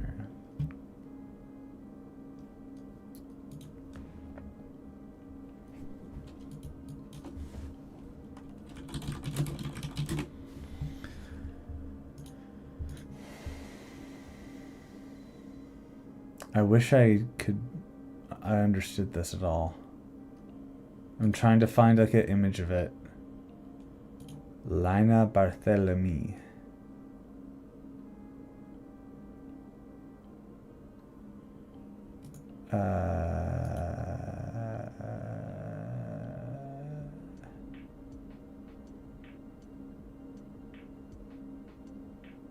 Okay, I can't read French, but I do have something here. I have context clues.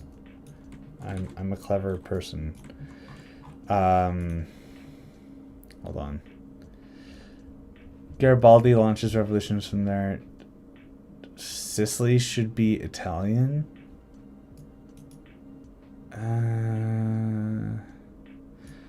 But Sicily would be separate for so long. I don't know. Could reestablish Ukraine Cossack hetmanate. Idea of the Napoleonids. Poland should annex Lithuania, how Germany annex Austria. Yeah, like an Anschluss. Yeah, sure. I agree with that. But so hold on.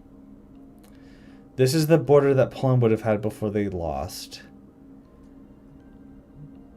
There could just be a small Ukraine here. Yeah, let's do that. So the Bartholomew line, I have no idea how to identify this with QBAM borders. So it'll be rough, but my heart will be in it. My heart will be in the right place. UKR. So we take a line here from the Belarus-Ukrainian modern-day border. Shock horror. Oh God, what is he doing? We take this black. We apply it here temporarily. That way, this isolates the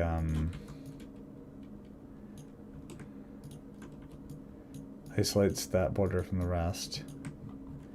So this is a realistic, oh, I hate that word. This is something that we can do to make a French-Ukraine satellite. Cossacks? Well, I already selected it, so there we go. No, it has to be contiguous so that it's not all that. So, and then from here we need to establish the Barthélemy line. Poland isn't nearly powerful enough to challenge France in this scenario. Well, honestly, Poland isn't strong enough to challenge France in the Après nous, in my opinion. So, and I find it shocking that they have Poland. Well, not really. If they seem to be Polish developers, so I can understand why they would have that bias. I'm gonna put a temporary line here, but Barthélemy line. But like Barthélemy line, the Barthélemy line's only here. What happens to the rest, right? Like, what's going on in Kaiserreich? Okay. We'll take this line instead. I don't think they'd take that. And they would cut it off here. So we can't really rely on that. So this is going to be really rough. And forgive me for the straight line. But that would be our little rump Ukraine. And then Belarus would exist. But that's a lot of territory. And that's all industrial territory too. Right? I don't know. Maybe we just can't have a Ukraine. Could Poland and Russia ally to divide Ukraine? That was my initial idea, is that we'd have the Soviet Union and Poland working together. I want to unpin this message because it is restricting my ability to see other things. So, going to change the border. Use the border of the administrative subject of the Russian Empire. Volhynia has minimal polls compared to Galicia, so I think a safe assumption isn't going to Poland. Yeah, I agree with that. West Ukraine, like this short-lived state after World War I. Yeah, and then they just are given more territory, maybe. Russian state, Transcarpathia, maybe. Why does Albania exist? I don't know. Sicily should definitely be... Oh yeah, hold on. Kind of hitting my... I don't really want to say that, though.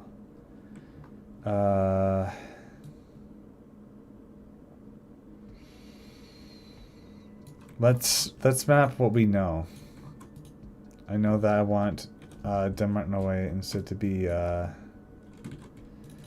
Scandinavia, and I'll just keep the same name. Plop. There. Scandinavia. Hooray. So, big Scandinavia. Finland, I don't know what their border would look like. Poland loses. Shouldn't Russia then puppet the Slavic Park as a liberator? But we have the Russians falling to a communist revolution. We'll take an early border of this to be the starting point for our SFSR.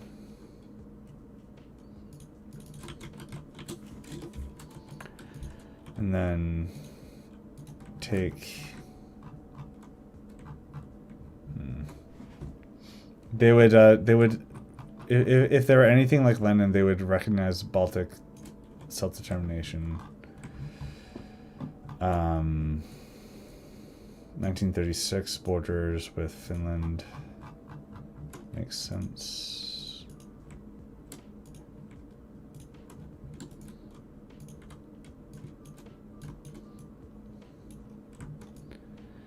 If Estonia owned that, then Estonia will own that this time then.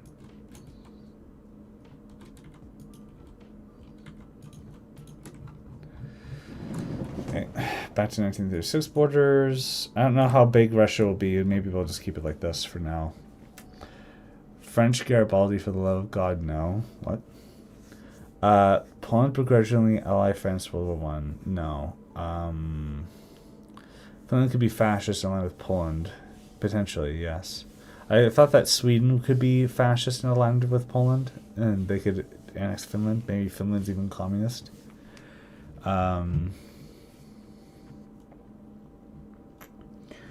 Poland-Ukraine border should be drawn based off ethnic composition. Yes. Poland has minimal Poles. Yeah, hold on. Big Lithuanian duchy with Belarus.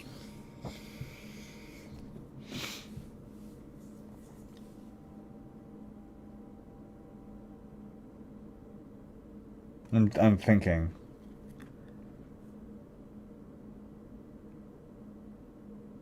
That could work. Maybe instead of saying 1936, I should say like 1919. Because this could be revised in the middle. And we could define the Greater Lithuanian Duchy by looking at old maps. Just taking several shots in the dark. I swear there was I had a map that had internal Duchy of Lithuania. Here it is. Poland, Lithuania. But if this is the size of Lithuania, that's ridiculous. But that also helps define our Ukrainian border. So that's good.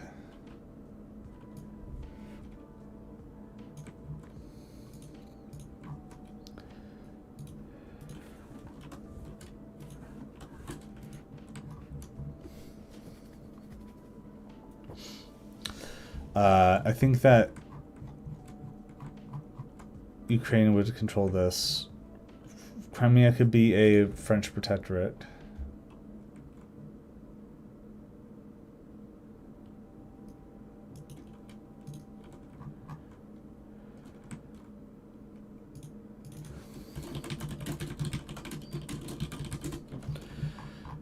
Just having a little Crimea always is a good way for somebody to control the Black Sea. Napoleon reformed Lithuania for a while. Yeah, maybe. Okay, interesting. Would Lithuanians be 1/3 of the population with those borders? Good question. They probably would not. they probably would be smaller than 1/3 of the population. That's very true. QBAM, Ukraine. Belarusians at that period of time still called themselves Lithuanians. Yeah, but I think... Man,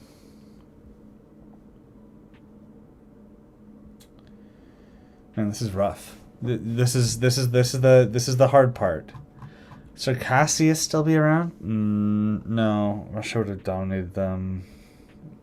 Yeah, I think there's no reason why Circassia would still exist. I don't think. What happened with Russia? Communist, but Lithuanism. So I really want the border of Belarus to be defined by the Polish-Lithuanian borders.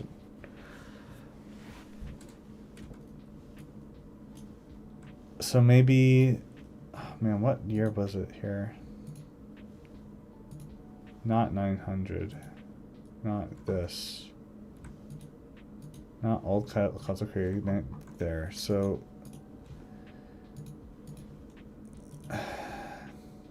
I know that there would have been a lot of Polonization.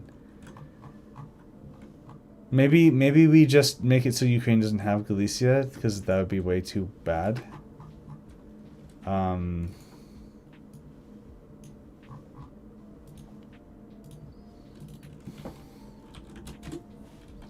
I don't know how big Belarus or Lithuania would be.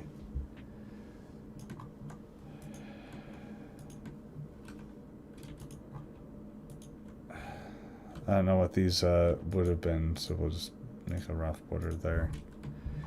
So that's a really big Belarus, Lithuania.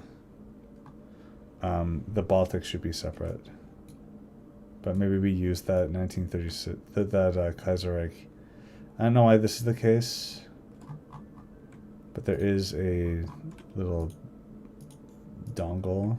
I'm using KRG borders, but that's fine. I'm gonna take out this temp fill, and then Herland, Latvia, and Estonia.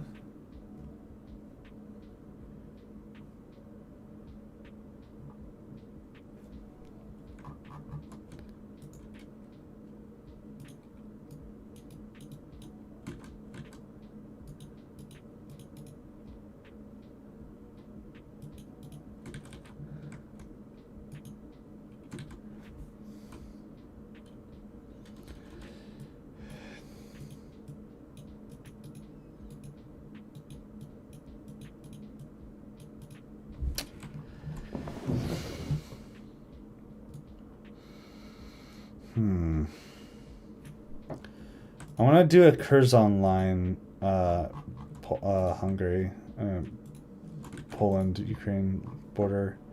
The reason being is that I feel like having Ukraine be that big is too much of a nerf to Poland. So even though they would have relatively reasonable claims here, I don't think that it makes sense for us to do it like this. We'll get rid of these borders too to avoid confusion.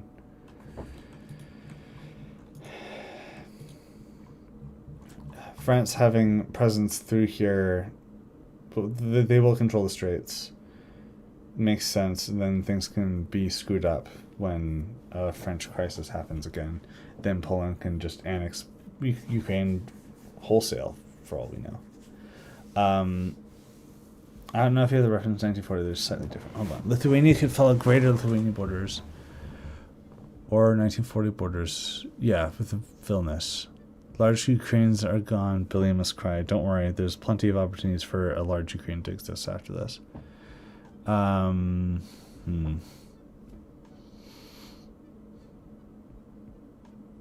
this is a rough timeline, man. Big ugh. Oops. This Serbian temp fill is going to be Latvia.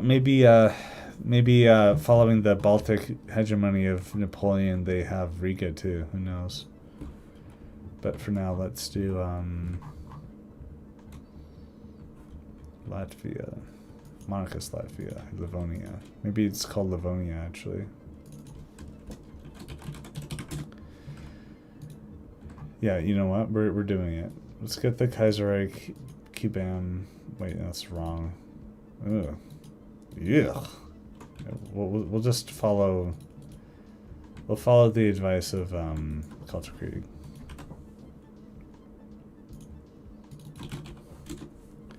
Taking Estonia, put them there. Take Livonia. Take that out.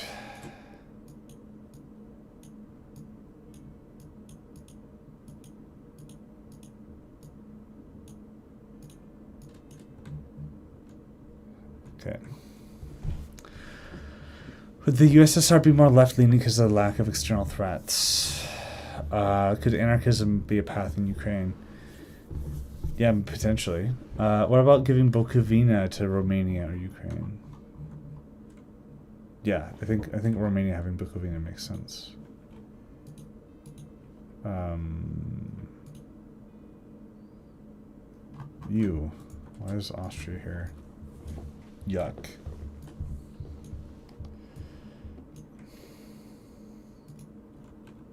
Give it to Romania. Makes sense.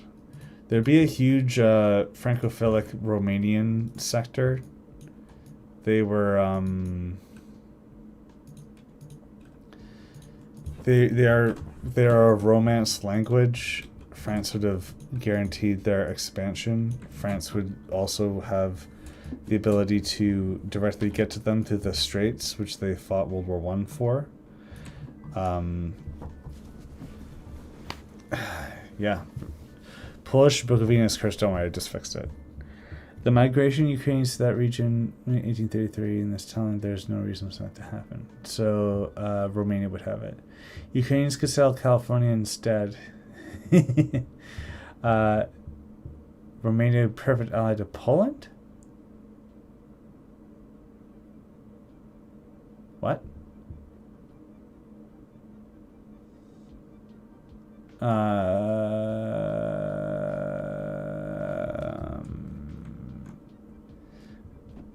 Latin Federation? Yeah, maybe. But, hold on. I'm interested to hear what that person thinks about, why Romania would be a good ally to Poland.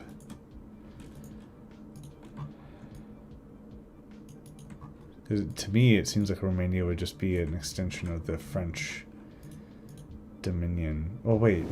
No. Bulgarian Yugoslavia. How would France get control over the Straits?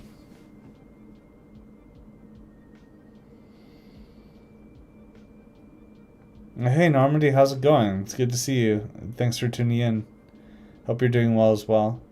Iron Guard Romania, Green Ukraine, and Vladivostok? Yeah, maybe. IRL Romania was a pseudo-Polish ally. Yes, they were. Because they were part of France's cordon sanitaire. But in this timeline, Romania would be a part of the French cordon sanitaire against Poland. They formed a Latin Empire, perhaps, maybe. You mean to take over the Straits? Yeah. My comment about the migration answered the comment. Okay, I see. Thank you. The only work of Hungary is against Poland, and they probably wouldn't be. They would still be allies, I think. Pacific Empire, Russia, that could be interesting to have. So Hungary needs to lose all of its Croatian territories, at least initially. So avert your eyes, big Poland Hungary lovers. Well, do they need to? What's the lore? What's the lore? The lore is that Austria wanted to reconquer Hungary, reconquer Poland, but France decides not to let them do that. But if they decide not to let them do that, why are they supporting a big Ukrainian state? It's like, you can't have Poland, but I can. That's not fair. Austria would then... We want Austria and France to be enemies. Fair. But that's way too much for it to be reasonable. Poland surrendering with limited peace terms, and Hungary surrendering with limited peace terms, makes sense for them to still be around. France controlling all of Germany directly is already a really big benefit. And then if you include potential Spanish and Italian concessions, like France getting literally everything that they want and more in this peace doesn't make much sense. And France and Poland would be isolated enough from each other for them not to be able to fight with each other too much. So maybe by this point, French Danzig doesn't exist. There's a lot of problems with this timeline here. Is Greece aligning with France? Yes, give them the Straits, or have them the Straits internationalized. Howdy choosing? Austria get Croatia.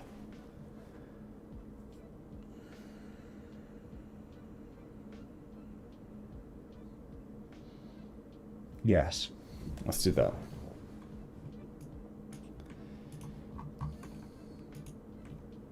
Austria's gonna get Croatia. I have a lot of unmarked temp borders. I'm not completely solid on this yet, which is why I'm doing it like this.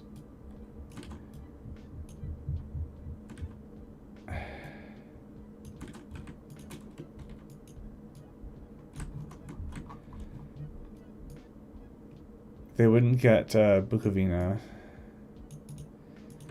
Serbia could be neutral because nobody is benefacting them. Serbia tries to fight Bulgaria after they lose this territory to a French-aligned Greece.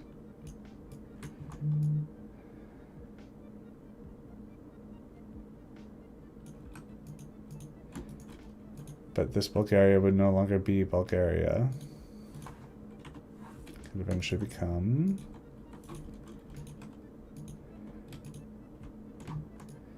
It could eventually become could eventually become what? Well, you're seeing what I'm putting down here.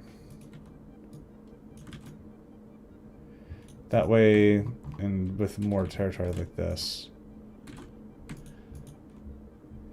they would control that stuff.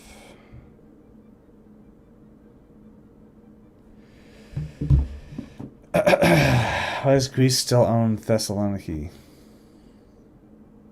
Greece ruled by Bonaparte? Maybe.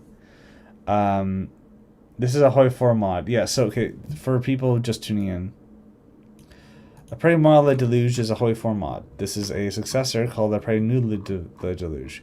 These borders aren't the same as what is starting in their scenario, so don't worry about that. But it's a mod that I'm trying to make my own take on lore-wise, and there's a lot to go through. And you can watch the playback of this stream or the first stream I did on it to see everything if you want. Yes, it is the most is the oldest alternate history mod for oldest alternate history mod on the Steam Workshop for Hearthstone 4. Even before Kaiserreich, because Kaiserreich existed in Hoi 3, but they didn't port it to Hoi 4 by the time that Après nous, moi, déluge existed. So.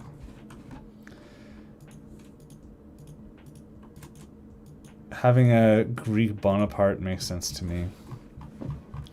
I know this is wildly outside the spirit of the mod, but if the Soviets conquered Poland, it would be very similar to the original Red Vistula. It would. You're correct. I also think that if we have Austria taking Croatia, it doesn't make sense for them to also take Slovakia. It'd just be really weird to like only not have this, right? Even them taking all of this Croatia is a lot. Maybe they only take Dalmatia instead, and then Bosnia exists separately. Maybe we'll do it that way.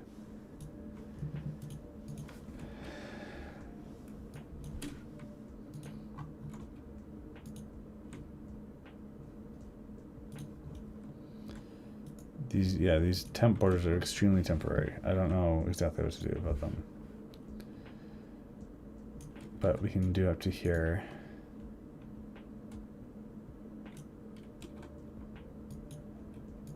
Could do a little black there, and then we can also look at the modern day borders to select that. And then in the temp, go like this. I feel like this is more reasonable. Hungary losing all that territory is not great. So Austria would get this.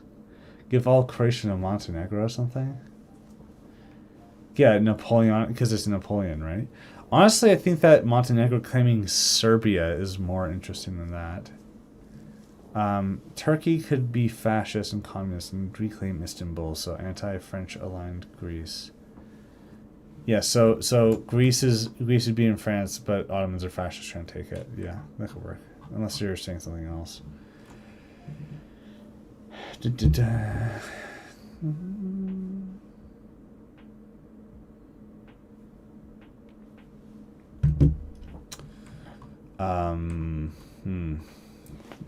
The historical precedent for those borders makes sense, but oh my god, Poland losing that much land is a little too much. But the Belarusian identity might not be established enough for it to be established as a buffer state. But then Romania would be fighting Poland, so there would be a precedent for that state to exist. France would then have the straight axis, so they could do that. The Baltic would also be dominated, but I don't know. This is really rough. I'm having a hard time here. Napoleon promised to make a new kingdom of Epirus and crown Ali Pasha. Oh, that's why there's a big Albania with that in the main one. That makes sense. Serbia should form Greater Serbia instead of a Yugoslavia. But would Serbia even join the war? Like they would. There was a joke-ish idea where Bulgaria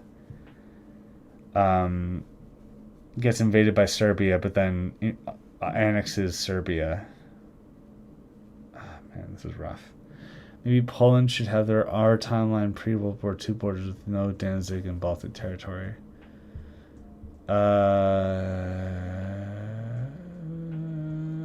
Maybe. Maybe just give Lithuania independence. They also have Belarus. Yeah, that's the problem. Is that's like this would be the size of Poland if we did that.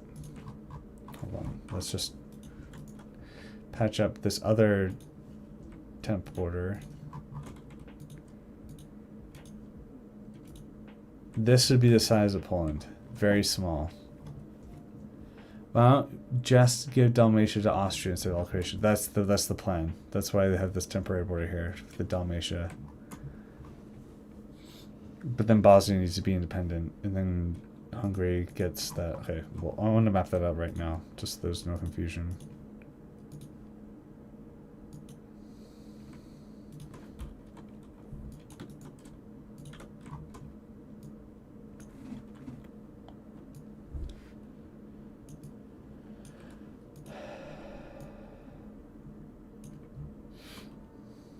So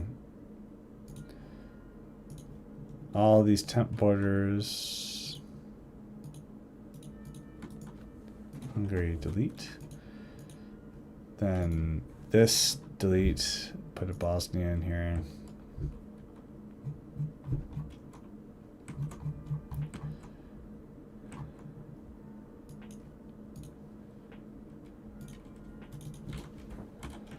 And even if we don't end up doing a Bosnia, there's the Bosnia. Then this territory of Hungaries is not going to be Hungary anymore. It's going to be the Austrians. Yeah, the Austrians have the Dalmatia. The Hungarians now do not have a port, and now they must succumb to the will of the Austrians. Yeah. Excellent. But we're not done partitioning Hungary, are we? Serbia invaded southern Hungary like Poland does in Germany and post-World War I. Yes. There'd be like Serbian rebels in Banat.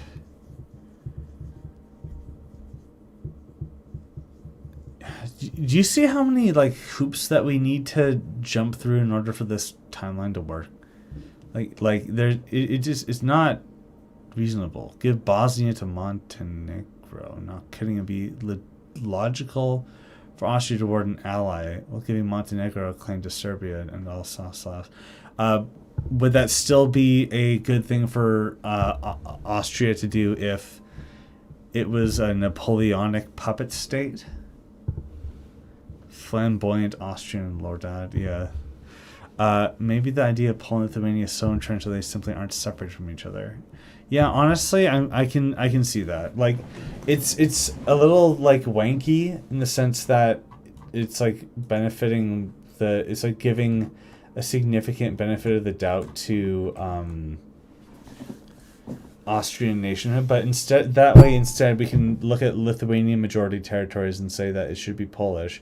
Then we have a Belarus and a Ukraine, and then the Baltic states too. That's the French cordon sanitaire and also their frontier with Bolshevism. So that makes the most sense. We'll do it that way. And sorry if I scratched the microphone. Pretty sure I did. So we'll just go with our classic. There's the Lithuania border that we need.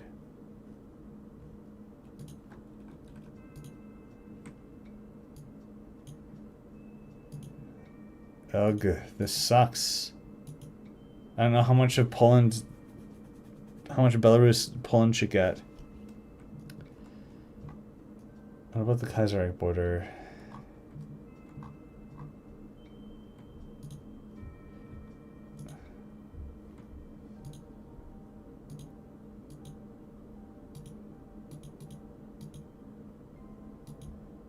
Maybe?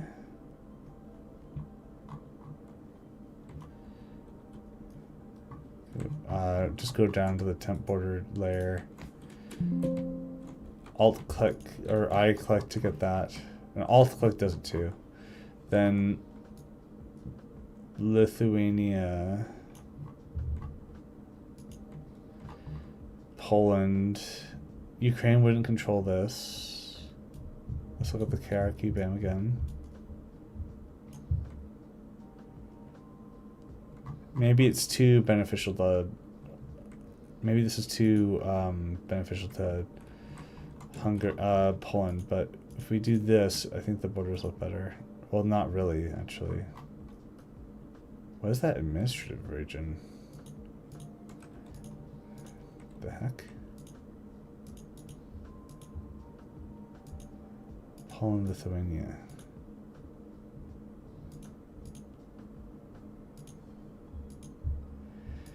Don't you love it when there's just a bunch of empires that carve...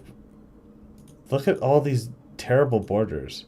And no wonder there's so many issues in Eastern Europe. Man. Just go with that.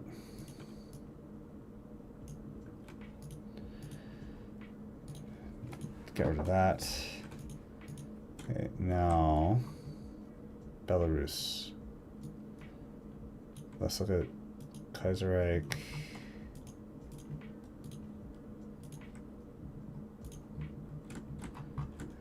Oh, finally, I think we have something that might work.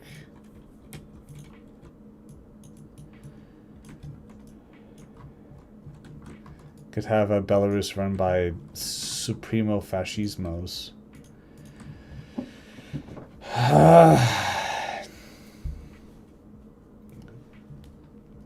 Okay, are you ready? I don't know if I'm ready for this.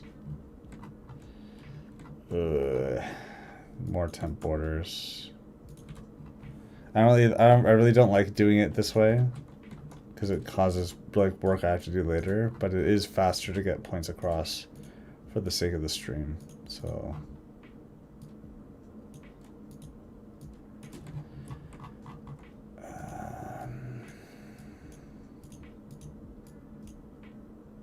that looks so ugly. Kinda does look ugly.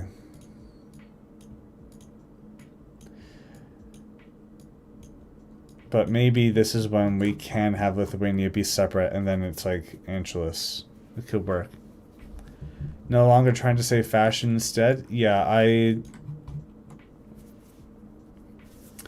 was worried about demonetization, but I think that the way that things are now, the YouTube is a lot more able to understand nuance about when somebody is speaking highly or negatively about something. So just referencing things isn't enough to get in trouble anymore. So I've been not policing my language. I was also getting really sick and tired of it personally. Like, these things happen in real life and we need to acknowledge them, or else we're just going to make them taboo topics and then make it so that anybody who finds this information thinks it's like forbidden knowledge that they quote unquote don't want you to know, and then just makes everything worse. So I really not a fan of that. I was not enjoying doing that at all. So here, let's... Am I limit now? Why, can you tell?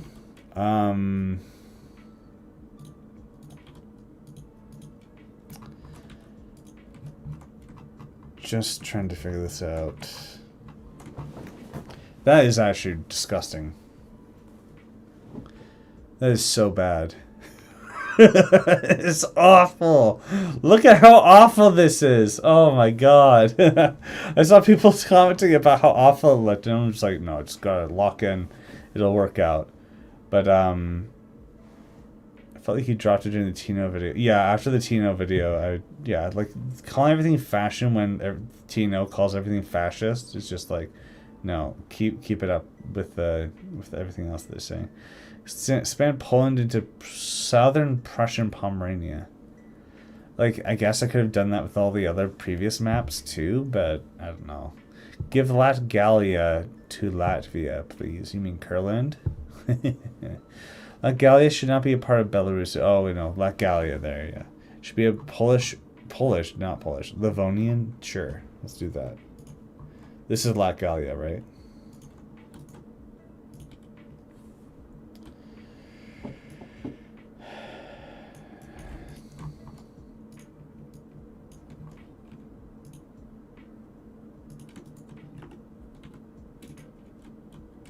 Okay.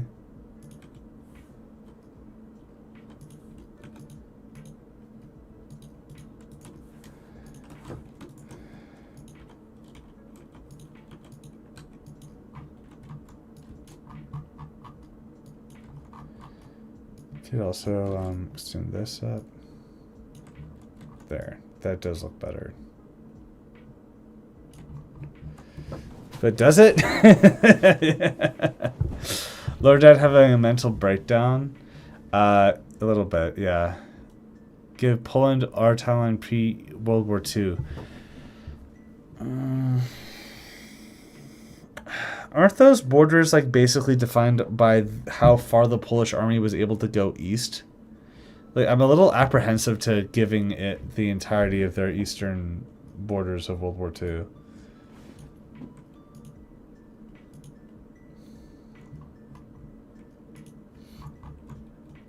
It would look decent, don't get me wrong. But does it only look decent because of my Hoi 4 brain? It looks better, just do it.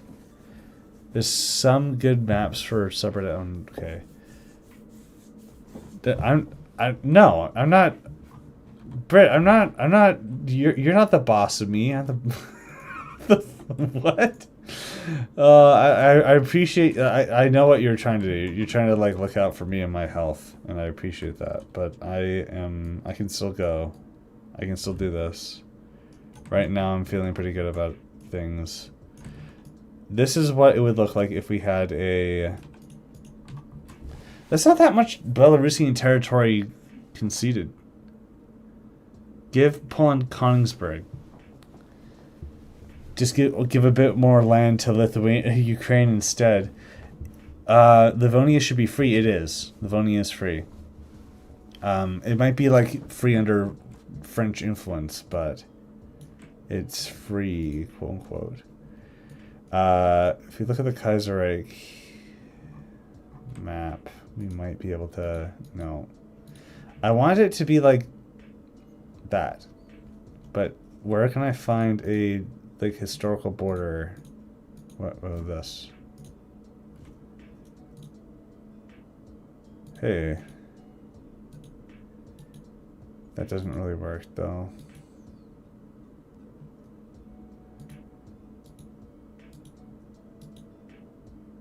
With this. Just a little bit there, yeah, that'll make it look so much better. Latgal independent. What, you mean like just this little thing be independent? Give Poland, Florida. There we go. That'll solve everything. You know what? I wanna have to... This is gonna cause me problems in editing. But just for you. And now I'm starting to see why Just a Random Brit was saying that I should stop.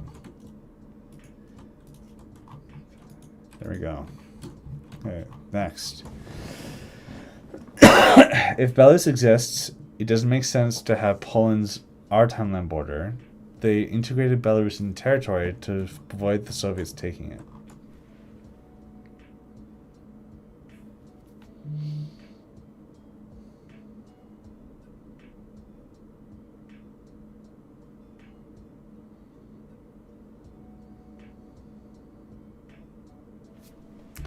Yes. Speaking of, the entire point of France controlling the Ukrainians indirectly is so that they can... I'm going to just put this in temp borders, actually. The entire reason why France would want to have a Ukraine to influence is so that they could have a front line with communism. So the Ukrainian border would actually look like this. They could even start getting involved in southern Russia, but having France controlling all this is a lot. So here would be the French continental system currently. Let's just take a minute to have a sobering check on reality.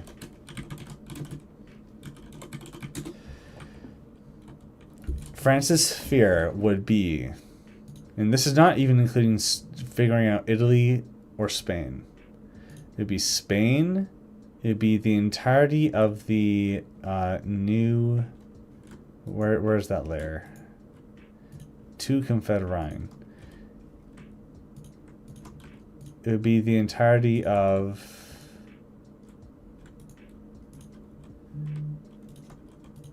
the Rhine. It would be the entirety of France. It would be the Baltic. It would be Scandinavia. It would be Ukraine. It would be Belarus. It would be Romania. Austria would be upset, so they'd leave. It would be Greece. Don't know what's going to happen here, but Montenegro is a part of France. Maybe they also have Albania too. Would they be able to sustain this? Why would they even care about Russian communism? It's not so much that they care about Russian communism. It's that they don't want Poland to expand into Russia like they were doing, right? So France is like, okay, Poland managed to neutralize Russia out, shoot. But I want influence there, and there's a bunch of separate states that I can have in my sphere of influence if I get involved there now. I have the ability to go through the Straits. I can enforce a treaty on Turkey that really sucks. This is the best opportunity France has ever had to really screw up Russia, right? So then they take this opportunity. They go, look, okay, Poland is not going to accept a peace deal that will cause them to be subjugated to our order forever. But we also do want to take this power vacuum and then we can contain them, right? So that would be France's policy. They would want to contain Poland while also having a frontier with communism. It antagonizes Russia. It antagonizes... you think Finland should be in the continental system? Sure, let's do that. This is going to be awful for me later, but it's just for now looking at this. So this is the French continental system, and it's actually decent. Like, I don't mind this that much. I don't mind this that much. You know, this isn't as bad as I thought it would be. And this is what France would want out of World War One. But would they be able to keep it? No, they wouldn't be able to keep something this big. But that's the entire point of World War II, right? Like, Austria would want to kill Poland and Hungary. But then why didn't France let Austria kill Poland and Hungary? Well, maybe Austria's armies sucked. If you want to antagonize Poland, turn Belarus into Lithuania.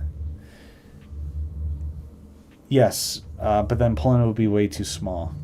And they need to have some sea access so that they can have trade. Proxy wars, yes. Turn Romania into a Bulgarian puppet. No. Not going to do that. Bulgaria, Romania is cool, but I don't think it's going to happen this timeline. Portugal would have been out of the First World War. They'd just be able to trade off of everything and be happy. Maybe they're in France's alliance. Maybe they just stay neutral and they're on cordial terms. I'm not too sure, but they don't enter World War One.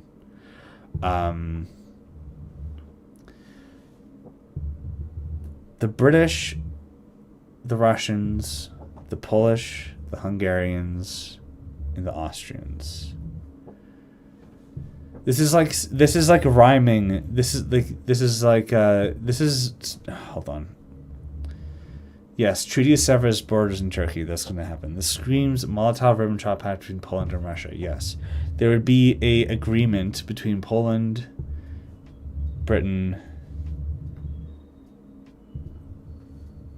and Russia. They would divide the satellite states, separating them. Yeah, I see that. Thanks, Dresser, but I don't know when I'll be able to look at those. Sorry, I'm doing a lot of thinking right now. Hopefully I have another breakthrough soon.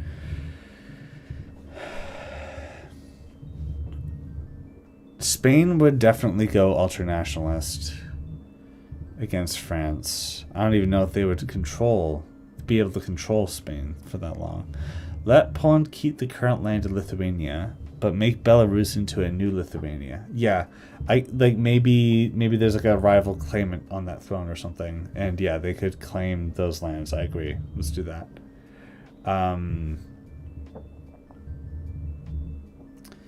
I want Sweden to revolt. I want like better yet, we're going to have it so that by 1936, we're reaching the point where I need to make notes instead of making temporary borders. So we're at that point now. Stream to notes. By 1936, this Union of Scandinavia should have already died. This is going to be far right. This is going to be communist. And this is going to be monarchist. So Napoleon, the Third Internationale, and Poland. Poland is going to be far right, because having a communist thing here makes more sense in my mind. Pan-German Austrians who are pro-Polish. I don't know if they'd be pro-Polish, but I do want Mustache Man, Adolf Hitler, to become Austrian Prime Minister. He'll be pan-German, but he'll also want to settle the East. So he'll collaborate with Hungary. Hungary might also lose this, or even more, to Romania, which would be French. This would be French. This would be French. And this would be French. And this is all French. But would it be? Because wouldn't it be interesting? Wouldn't it be fun if... None of you are going to understand that reference. If each of these states had a certain ideological figure in charge trying to unite Germany themselves. So this could be Heydrich. This could be Hermann Mayer, Göring. This could be... I don't know, maybe some moderates. This could be the British government in exile. Who knows? This could be the Polish king.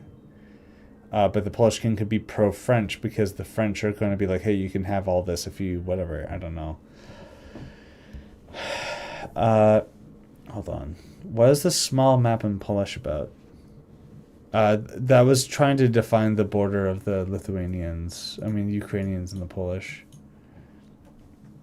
So we're turning Germany into TNO Russia. Yeah, like, when in doubt, make a warlord states. That's how every good Hoi format is, right? So this is communist, this is communist. Maybe Turkey's even communist if it severs borders. But then who gets southern this? This is obviously Greek. What happens here? Controversial. I think that France would do the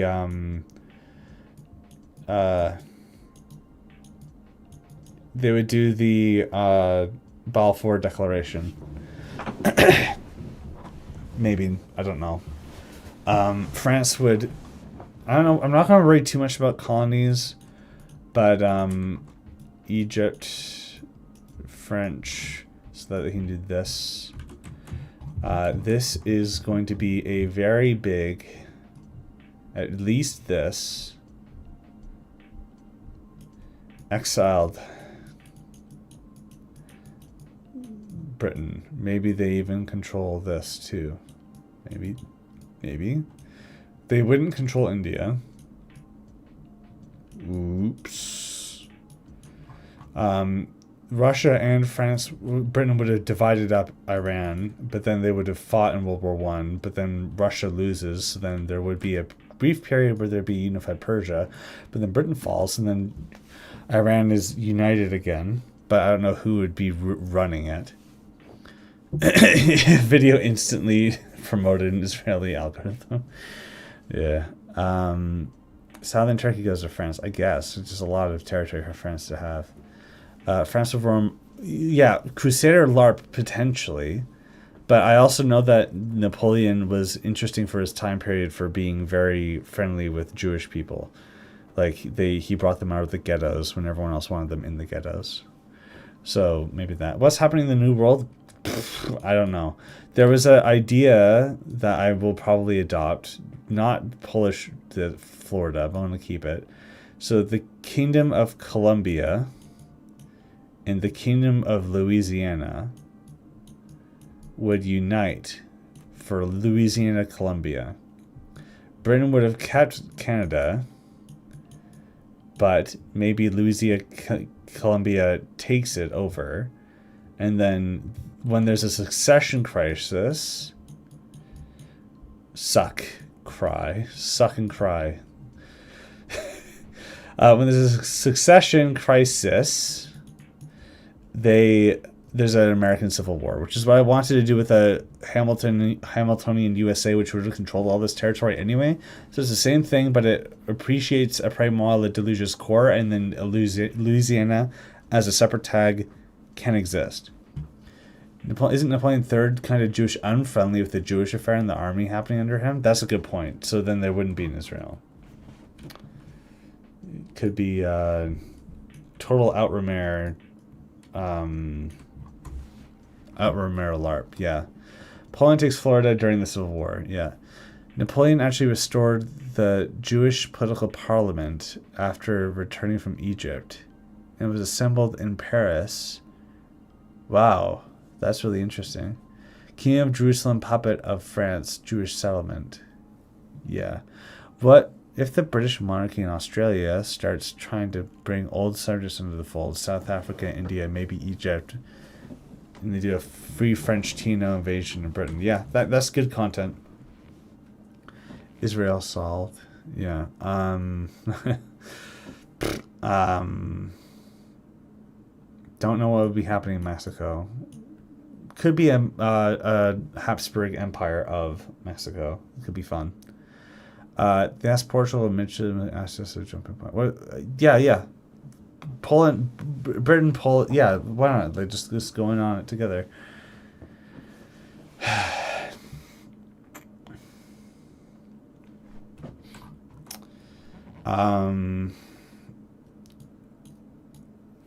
Maybe okay. These guys go far right. These guys are monarchists or Democrats. Democrat could be the ideology of the British exiles, but would they be because that they faced a revolution? Mexican Empire is in the mod. Well, then we'll have a Mexican Empire. But is it under the Ebertides or is it under the Habsburgs? Habsburg. Yeah. So Habsburg that. You're making it in the background too. That's fun. That's cool. Bavaria might be Goebbels, Nazbols. Maybe. I don't know about Slovakia, but these Poland borders suck, but they also suck just enough for them to not be too bad. What if I set up a Spanish monarchy in exile in Mexico? No, because they wouldn't have conquered it. And there would be no situation where they would have conquered it. However, you could have the Spanish monarchy in Cuba. Whee!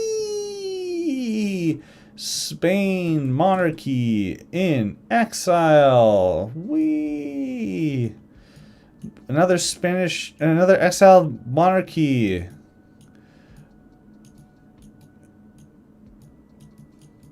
Who could have ever foreseen this? Maybe also here too. I don't know. Maybe, and then Haiti. Haiti? I don't know. This is what happens when LoreDad streams past his limit. 2.5 hours streaming. Or is it 1.5? No, it's 2. crazy. Have a puppet state Zaydani dynasty. Dracula with Jaffa and Jerusalem. Maybe. What if the U.S. doesn't collapse? They restore the Spanish monarchy in Mexico? Maybe. Why acting like a happy child? Why can't I? Why do I have to be a grumpy old man? Like, could you imagine? Maybe you guys did have this, but I have to have some sort of joy when I play with my kids, so they don't turn into grumpy old teenagers, right? Like, I don't know. They built the Spanish Empire. Whee! Yeah, why not? Like, they could just have the Spanish monarchists in exile just be like, yeah, I'm gonna conquer all of Hispania now. Checkmate. Oh yeah, Big Armenia. Big Armenia is a must. Big Armenia.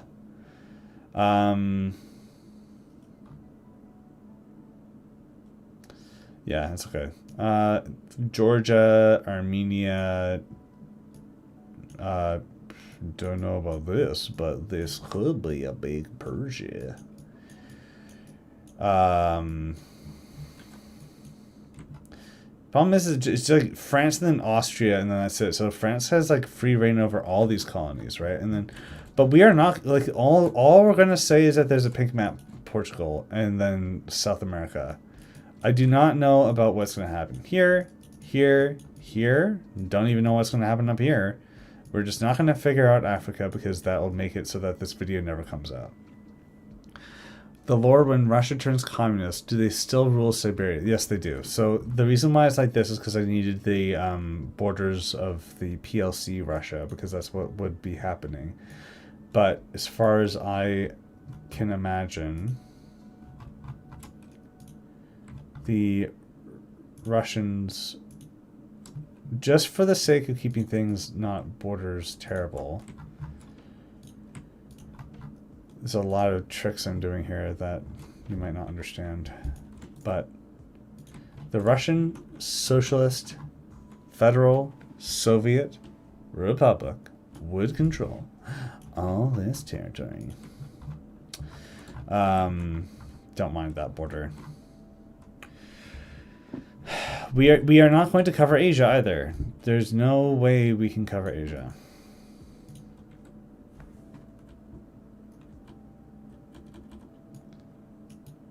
We just don't.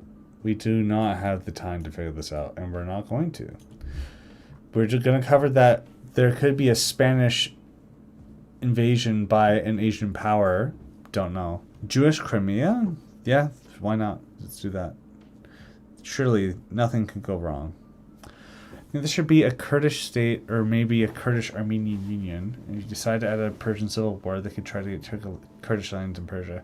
I think Kurdistan makes sense. I think France even was trying to do that, but then they couldn't because of Britain. I feel like we didn't make progress in the video. What? Like, this has helped me a lot, man. I don't know about you. Like, one, I enjoyed myself. Two,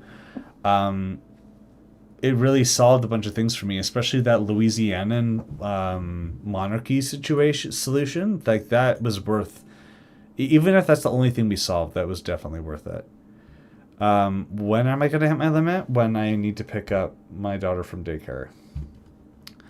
Jewish Kurdistan, hear me out. What? We're still doing Europe. The whatever video does come out of Après nous, déluge is only going to focus on Europe. Maybe I'll cover the American thing too, but the script of this video is already so long. It's actually crazy. Let me find it.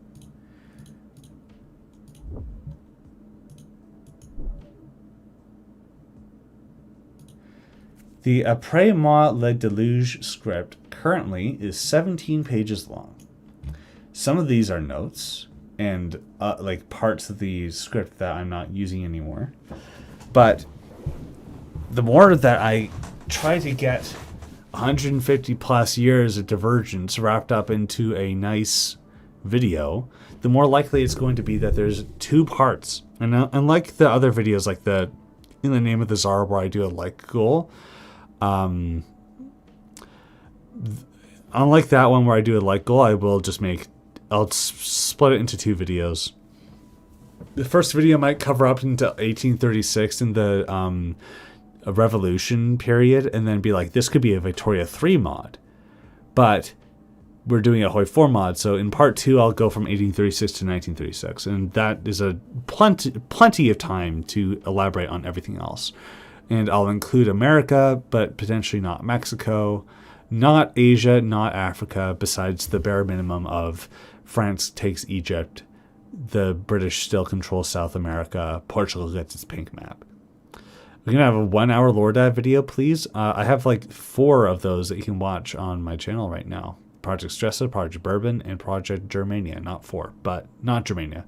Project German October. So you can watch those. They are in this style and format that you like, but I sound a lot more proper and I actually have a script. So before I was like, how am I going to make a video on this if I have to like also point out that this could probably be better as a Victoria 3 mod instead of a Hoi 4 mod? But then there you go. If there's so much of this to cover for like this, and it's going to be like 40 minutes long or even more, then just split it into 2 parts. Does this French Patagonia idea from last stream still hold? Yes, I will have French Patagonia. If not just for the fact because of the meme. Maybe Après moi, déluge should stay dead. It seems too much work. First off, it's not dead. There's still Après nous, le déluge. But when it comes to me and what I can do, I have put so much time, effort into this already that I don't want to back down now. And this could actually be really interesting. Like, even if it doesn't make a Hoi 4 mod thing, or the Après nous don't take any of these ideas or whatever, and it's just a standalone video about a hypothetical Hoi 4 mod, the Victoria 3 mod scenario is way better, right? Like, especially the Louisiana-Columbia Union, like that, there's so many really cool things you could do here. I don't think the Heavenly Kingdom makes sense winning because of Napoleon giving the French intervened against the Qing. But I guess Napoleon III. Europeans wanted money from uncivilized, high-demand markets where they couldn't make their own goods. America tried to make an open-door policy so that everybody could actually develop their own economies and trade with each other for everybody's benefit. America wouldn't do that this time. There would be no power that would actually seek to do that. The only thing I could think of is that if we decide to actually have a Chartist Britain, and they're a lot more liberal, then maybe we could do that. But it's like a British Republic, and it seems weird. And it also eliminates the possibility of an exiled monarchy in Oceania being really powerful. So there's a good chance that some Hoi 4 players weren't even born yet when this mod released. I hope not. Hoi 4 is almost 10 years old. And there's 8-year-olds playing? I guess so. Like, you need to support the Chinese Christians. He's the brother of Jesus, man. I meant intervening in the support of the Qing against Taiping. Yes, I know. Maybe you could add Tsarist remnants in Alaska and Cascadia. Yeah, that's just more exiled monarchies in colonies. Everybody gets an exiled monarchy in a colonial territory, but honestly, that could actually work well. Standard Chinese Republic? Yeah, maybe. Like a Kuomintang that doesn't have an internal power struggle, and it's just Sun Yat-sen being a badass. That could work. It could be a Heavenly Kingdom that's then taken over by Sun Yat-sen and turned into a republic. Or like a really constitutional democracy. But then like you're just like malforming China so hard just to fit a certain mold for the sake of the geopolitical scenario.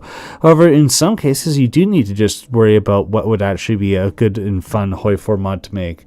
And despite what people think because of my single point of divergence doctrine, I'm not necessarily against having no lore and then just making a fun game. And there's a lot of things here, even with the script that I do, of how France manages to survive the anti-Napoleonic revolutions in 1848.